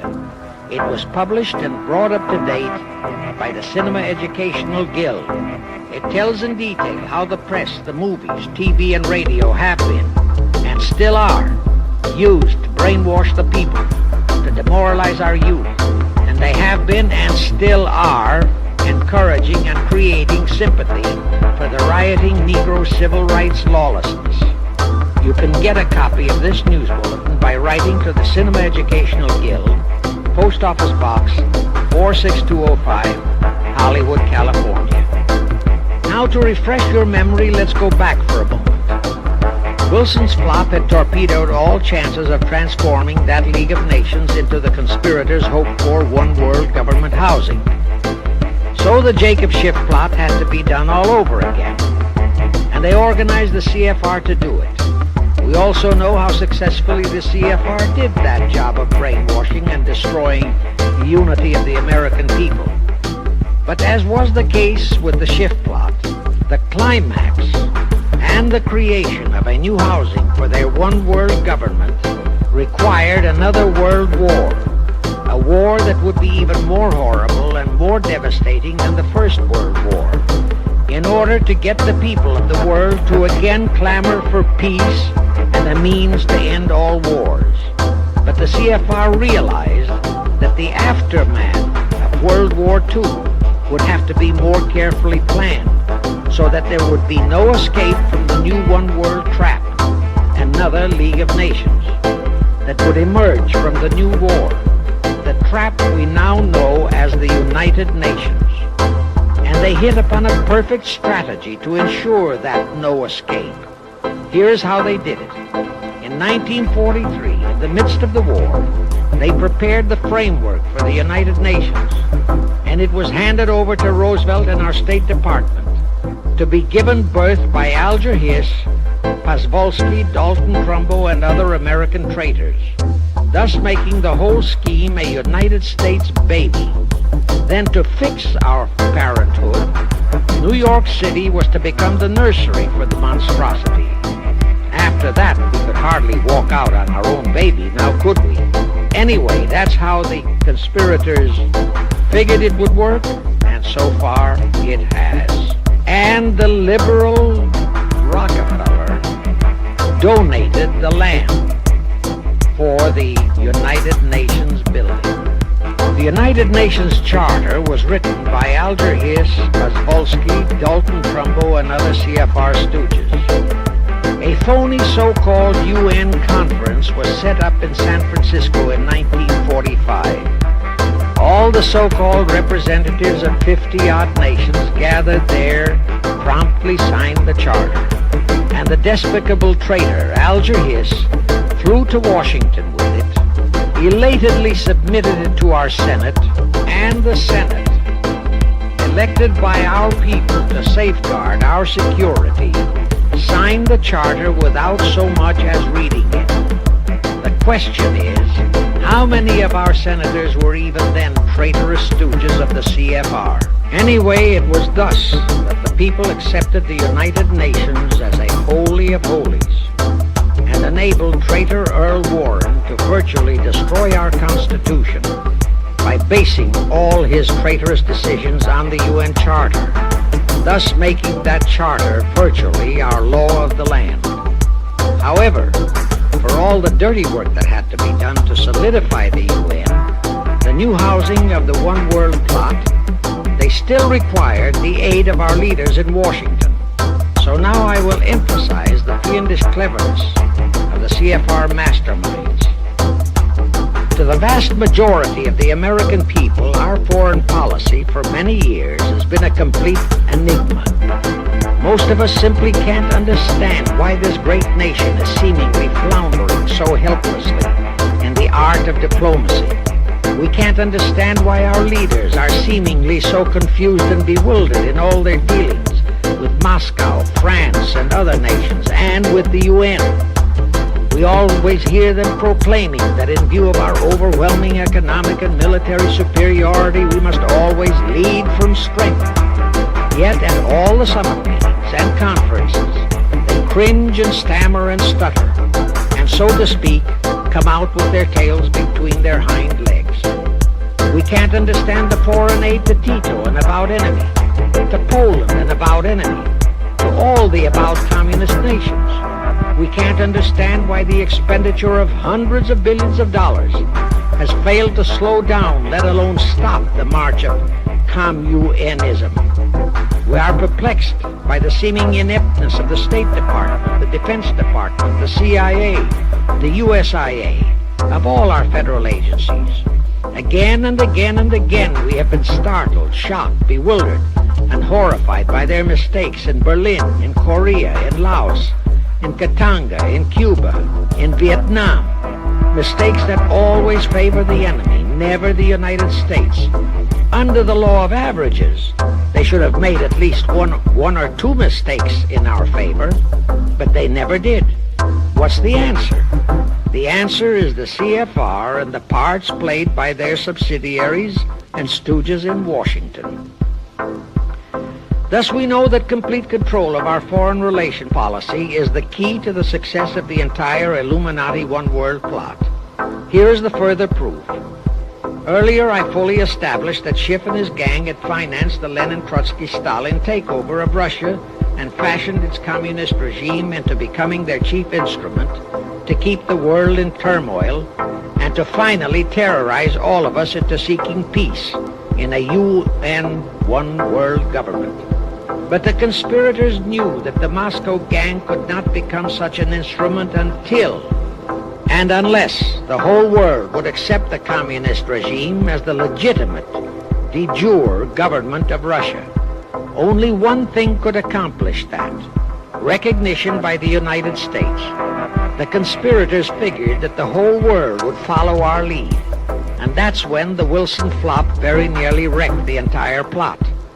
Throughout the following 3 Republican administrations, the CFR pulled every trick in their bag to induce Harding, Coolidge, and Hoover to grant that recognition, but all 3 refused. As a result, in the late 1920s, the Stalin regime was in dire straits. Despite all purges and secret police controls, the Russian people were growing more and more restive. It is a matter of record, admitted by Litvinov, that during 1931 and 1932, Stalin and his whole gang were always packed and ready for instant flight. Then in November 1932, the conspirators achieved their greatest coup. They landed Franklin Roosevelt in the White House. Crafty, unscrupulous, utterly without conscience, that charlatan traitor turned the trick for them. Without even asking consent of Congress, he unlawfully proclaimed recognition for the Stalin regime. That did it. And exactly as the conspirators figured, the whole world did follow our lead. Automatically, that squelched the previously growing resistance movement of the Russian people. That automatically launched the greatest menace the civilized world has ever known. The rest is too well known to need repeating. We know how Roosevelt and his traitorous State Department kept building up the communist menace right here in our own country, and thus throughout the world. We know how he perpetrated that Pearl Harbor atrocity for his excuse to hurl us into World War II. We know all about his secret meetings with Stalin at Yalta and how he, with Eisenhower's help, delivered the Balkans and Berlin to Moscow. And last, but by no means least, we know that 20th century Benedict Arnold not only dragged us into that new corridor, the United Nations, into one world government, but actually schemed all the arrangements to plant it within our country. In short, the day that Roosevelt entered the White House, the CFR conspirators regained full control of our foreign relations machinery and firmly established the United Nations as the housing for the Illuminati One World government. I wish to stress one other very vital point. That Wilson League of Nations plot brought Schiff and his gang to the realization that control of just the Democratic Party was not enough. True, they could create a crisis during the Republican administration, as they did in 1929 with their Federal Reserve manufactured crash and depression, which would bring another Democrat stooge back into the White House. But they realized that a 4-year disruption in their control of our foreign relation policies could play havoc with the progress of their conspiracy. It could even break up their entire strategy, as it almost did before Roosevelt saved it with his recognition of the Stalin regime. Thereupon, after that Wilson debacle, they began to formulate plans to achieve control of both of our national parties. But that posed a problem for them. Manpower. Stooges in the Republican Party also added manpower for the Democratic Party, because control of just the man in the White House would not be enough. They'd have to provide that man with trained stooges for his entire cabinet, men to head the State Department, the Treasury Department, the Pentagon, the CIA, the USIA, etc. In short, every member of the various cabinets would have to be a chosen tool of the CFR, such as Rusk and McNamara. Also all undersecretaries and assistant secretaries. That would give the conspirators absolute control of all our policies, both domestic and, most important, foreign. That course of action would require a reserve pool of trained stooges, instantaneously ready for administrative changes and for all other exigencies. All such stooges would of necessity have to be men of national reputation, high in the esteem of the people, but they would have to be men without honor, without scruple, without conscience, men who would be vulnerable to blackmail. It is needless for me to stress how well the CFR succeeded. The immortal Joe McCarthy fully revealed that there are thousands of such security risks in all federal agencies. Scott McCloud unmasked thousands more, and you know the price Otepka has had to pay and is still paying for his expositions before a Senate committee of the traitors in the State Department. And you know that the men in the State Department who delivered Cuba to Castro have not only been shielded, but promoted. To the crux of the whole one-world government plot and the maneuvering necessary to create another League of Nations to house such a government. As I have already stated, the conspirators knew that only another world war was vital for the success of their plot. It would have to be such a horrifying world war that the peoples of the world would cry out for the creation of some kind of a world organization that could assure everlasting peace. But how could such a war be brought about? All the European nations were at peace. None had any quarrels with their neighboring nations. And certainly their tools in Moscow wouldn't dare to start a war.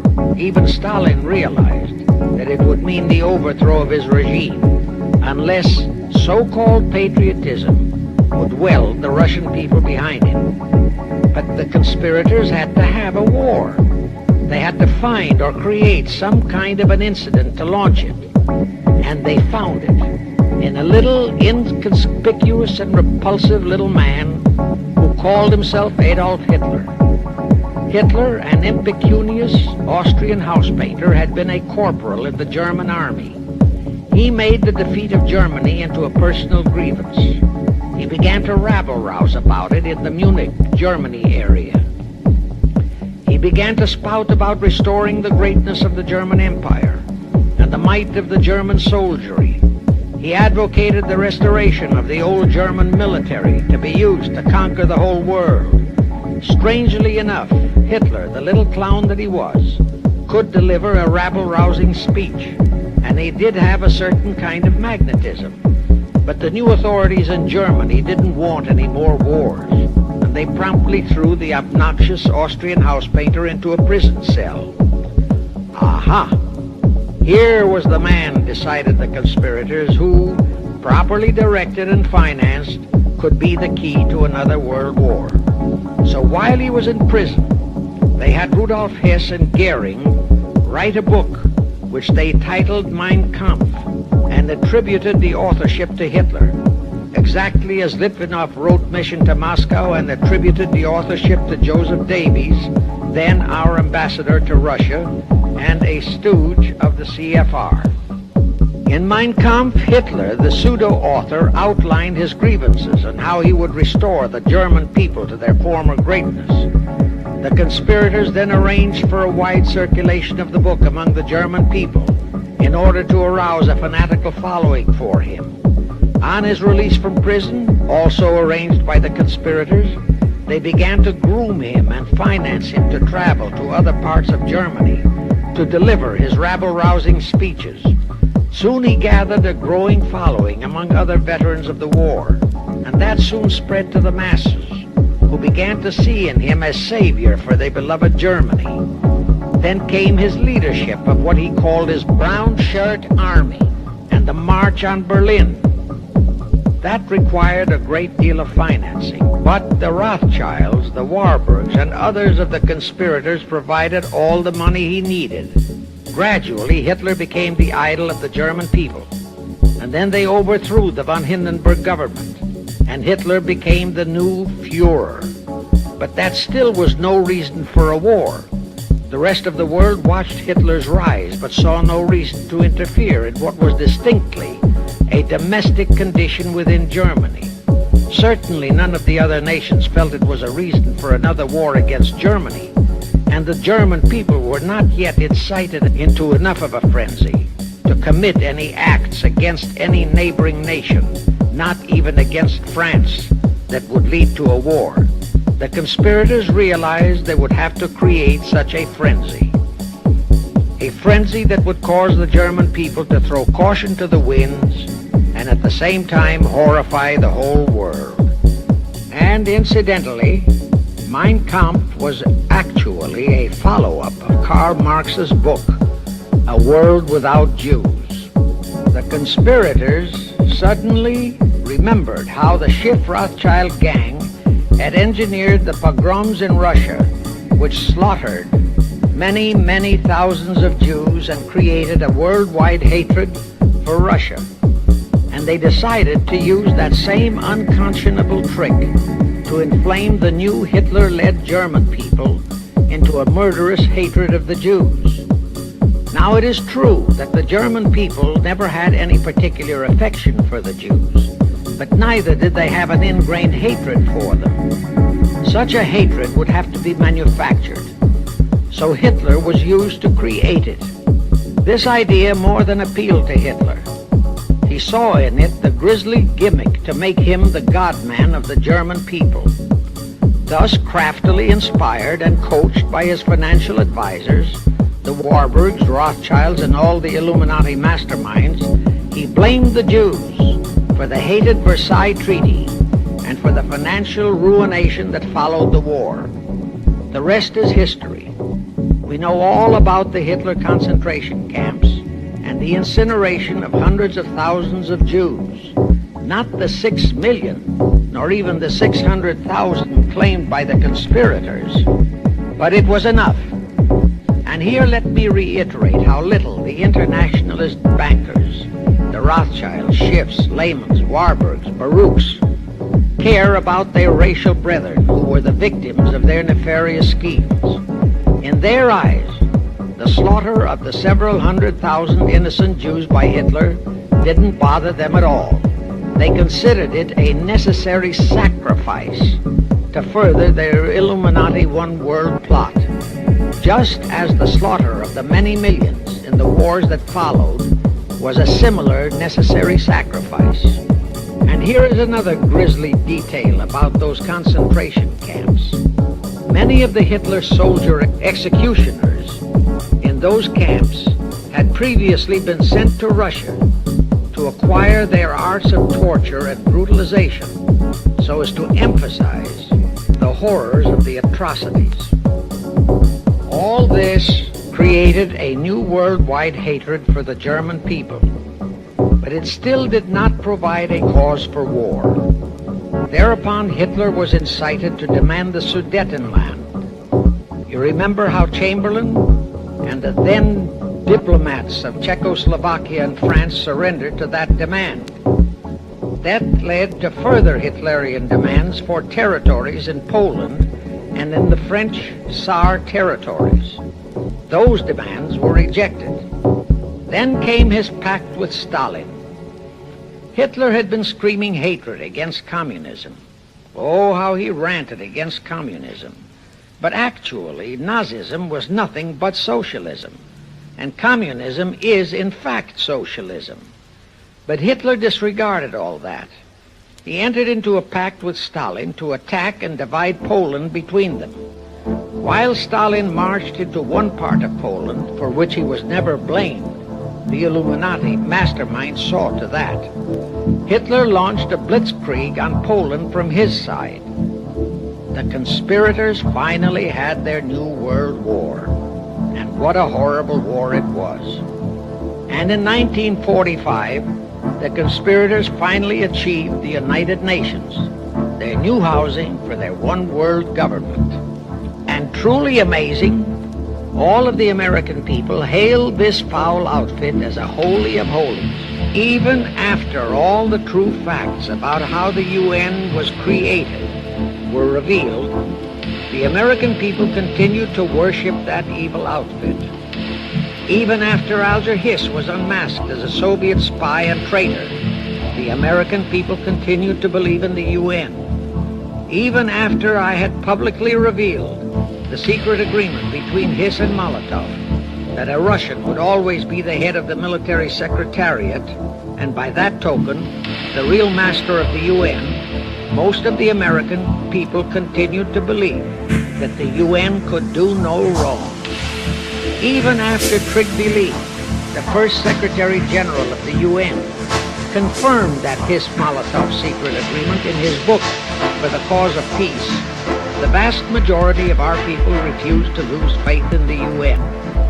Even after the truth about the Korean War was revealed, how the Russian General Vasilyev, head of that UN military secretariat, was given a leave of absence by the UN so that he could take command of the North Koreans and Red Chinese who were fighting the so-called UN police action under our own General MacArthur, who by orders of the UN was fired by the pusillanimous Truman in order to prevent his winning that war. Our people still believed in the UN, despite our 150,000 sons who were murdered and maimed in that war. The people continued to regard the UN as a sure means for peace. Even after it was revealed in 1951 that the UN, using our own American soldiers under UN command and the UN flag, in collusion with our traitorous State Department and the Pentagon, had been invading many small cities in California and Texas in order to perfect their plan for the complete takeover of our country, most of our people brushed it off and continued their belief that the UN is a holy of holies. Do you know that the UN Charter was written by traitor Alger Hiss, Molotov, and Dushinsky? That Hiss and Molotov had made that secret agreement that the military chief of the UN was always to be a Russian appointed by Moscow? Do you know that at their secret meetings at Yalta, Roosevelt and Stalin, at the behest of the Illuminati operating as the CFR, decided that the UN must be placed on American soil? Do you know that most of the UN Charter was copied intact, word for word, from the Marx Manifesto and Russia's so-called Constitution? Do you know that the only two senators who voted against the UN so-called treaty were the only two senators who had read it? Do you know that since the UN was founded, communist enslavement has grown from 250 million to 1 billion? Do you know that since the UN was founded to ensure peace, there have been at least 20 major wars incited by the UN, just as they are now inciting a war against Little Rhodesia? Do you know that under the UN setup, the American taxpayers have been forced to make up the UN Treasury deficit of many millions of dollars because of Russia's refusal to pay her share? Do you know that the UN has never passed a resolution condemning Russia or her so-called satellites, but always condemns our allies? Do you know that J. Edgar Hoover said, "The overwhelming majority of the communist delegations to the UN are espionage agents"? And now, 66 senators voted for a consular treaty to open our entire country to Russian spies and saboteurs. Do you know that the UN helps Russia's conquest of the world by preventing the free world from taking any action whatsoever except to debate each new aggression in the UN General Assembly? Do you know that at the time of the Korean War, there were 60 nations in the UN, yet 95% of the UN forces were our American sons, and practically 100% of the cost was paid by the United States taxpayers? And surely you know that the UN policy during the Korean War was to prevent us from winning that war. Do you know that all the battle plans of General MacArthur had to go first to the UN to be relayed to Vasiliev, commander of the North Koreans and Red Chinese, and that any future wars fought by our sons under the UN flag would have to be fought under the control of the UN Security Council. Do you know that the UN has never done anything about the 80,000 Russian Mongolian troops that occupy Hungary? Where was the UN when the Hungarian freedom fighters were slaughtered by the Russians? Do you know that the UN and its peace army turned the Congo over to the communists? Do you know that the UN's own so-called peace force was used to crush, rape, and kill the white anti-communists in Katanga? Do you know that the UN stood by and did nothing while Red China invaded Laos and Vietnam? That it did nothing while Nehru invaded Goa and other Portuguese territories? Do you know that the UN was directly responsible for aiding Castro? That it does absolutely nothing about the many thousands of Cuban youngsters who are shipped to Russia for communist indoctrination? Do you know that Adlai Stevenson, of all people, said the free world must expect to lose more and more decisions in the UN? Do you know that the UN openly proclaims that its chief objective is one world government, which means one world laws, one world court, one world army, one world navy, one world air force, one world schools, and a one world church in which Christianity would be prohibited? Do you know that a UN law has been passed to disarm all American citizens and to transfer all our armed forces to the UN? Such a law was secretly signed by Saint Jack Kennedy in 1961. Do you realize how that fits in with Article 47, Paragraph 3 of the UN Charter, which states, I quote, "The Military Staff Committee of the UN shall be responsible through the Security Council for the strategic direction of all armed forces placed at the disposal of the Security Council," unquote. And when and if all our armed forces are transferred to the UN, your sons would be forced to serve and die under UN command all over the world. This will happen unless you fight to get the U.S. out of the UN. Do you know that Congressman James Biot has submitted a bill to get the U.S. out of the UN and a resolution to prevent our president from forcing us to support the UN embargoes on Rhodesia? Well, he has. And many people all over the country are writing to their representatives to support the UT bill and resolution.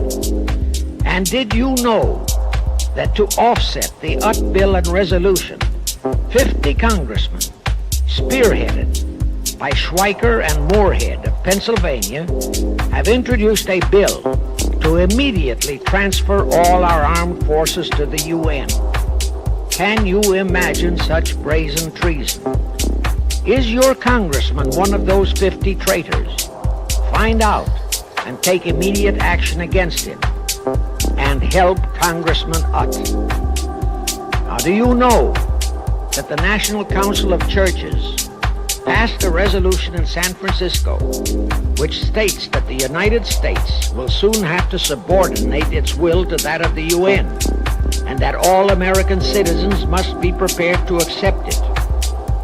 Is your church a member of the National Council of Churches? In connection with that, bear in mind that God is never mentioned in the UN Charter, and their meetings are never opened with prayer. The creators of the UN stipulated in advance that there should be no mention of God or Jesus Christ in the UN Charter or in its UN headquarters. Does your pastor subscribe to that? Find out. Furthermore, do you know that the great majority of the so-called nations in the UN are anti-Christianity? that the UN is a completely godless organization by orders of its creators, the CFR Illuminati. Now, have you heard enough of the truth about the Illuminati's United Nations? Do you want to leave your sons and our precious country to the unholy mercy of the Illuminati's United Nations? If you don't, write, telegraph, or phone your representatives and senators that they must support Congressman Utt's bill to get the U.S. out of the UN and the UN out of the U.S. Do it today, now, before you forget. It is the only salvation for your sons and for our country. Now I have one more vital message to deliver. As I told you, one of the 4 specific assignments Rothschild gave Jacob Schiff was to create a movement to destroy religion in the United States, with Christianity to be the chief target.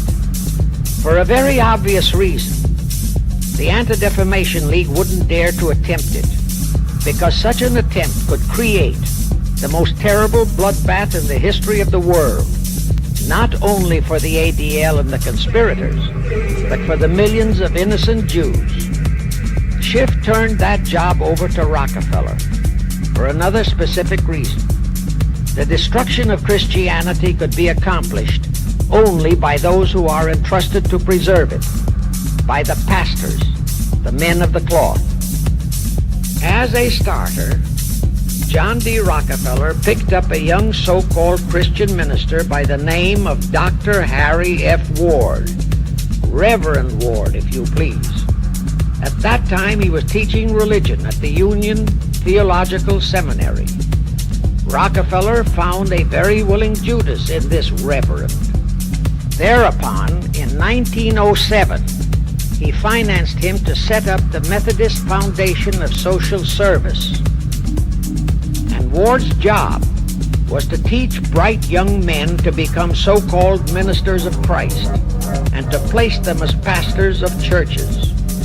While teaching them to become ministers, the Reverend Ward also taught them how to very subtly and craftily preach to their congregations that the entire story of Christ is a myth, to cast doubts on the divinity of Christ, to cast doubts about the Virgin Mary.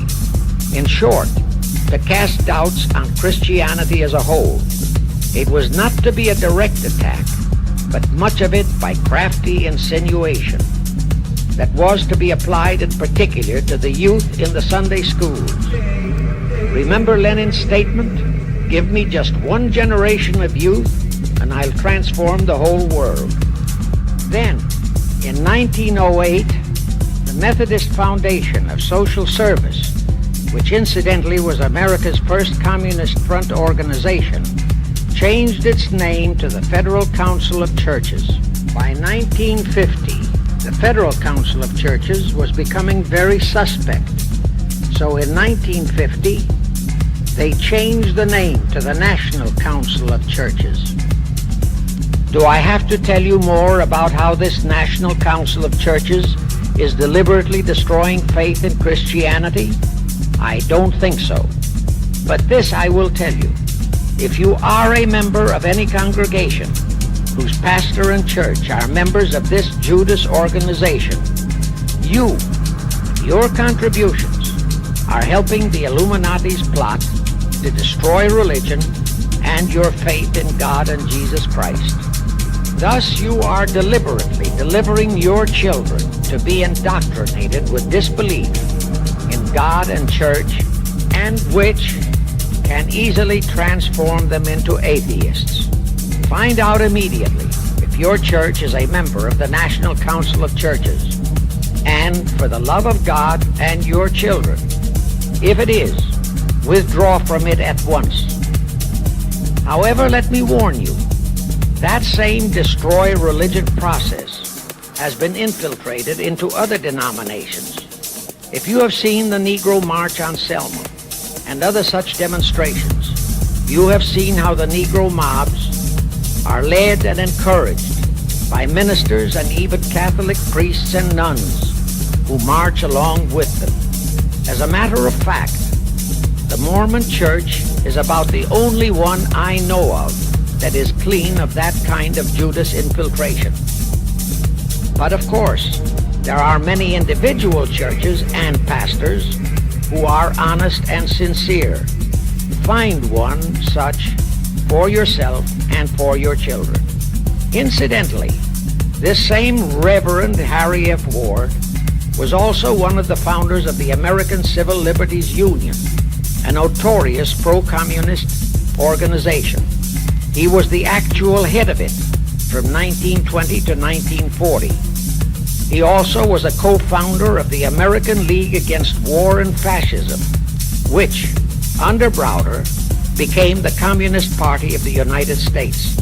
In short, Ward's entire background reeked of communism, and he was identified as a member of the Communist Party. He died a vicious traitor to both his church and country.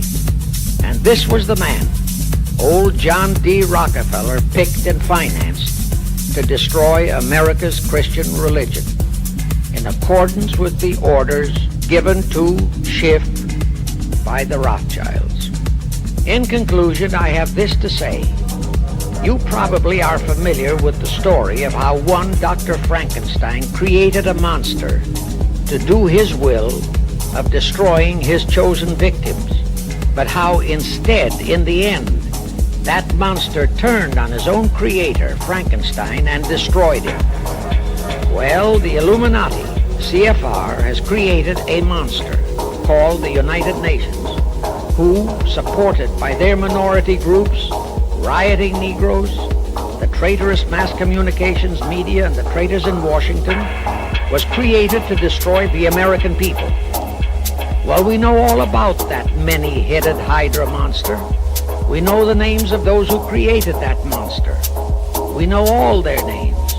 And I predict that one fine day, the American people will come fully awake and cause that very monster to destroy its creator. True, the majority of our people are still being brainwashed, deceived, and deluded by our traitorous press, TV, and radio, and by our traitors in Washington. But surely, by now, enough is known about the UN to stamp that outfit as a deadly, poisonous rattlesnake in our midst. My only wonder is what it will take to awaken and arouse our people to the full truth. Perhaps this record will do it. 100,000 or 1,000,000 copies of this record can do it. I pray to God it will. And I pray to Him to inspire you, all of you, to spread this story via this record to all loyal Americans in your community. You can do it by playing it to study groups assembled in your homes, at meetings of the American Legion, the DFW, the DAR, all other civic groups and women's clubs, especially the women's clubs who have their sons' lives at stake. With this record, I have provided you with the weapon that will destroy the monster. For the love of God, of our country, and of your children, use it. Get a copy of it into every American home.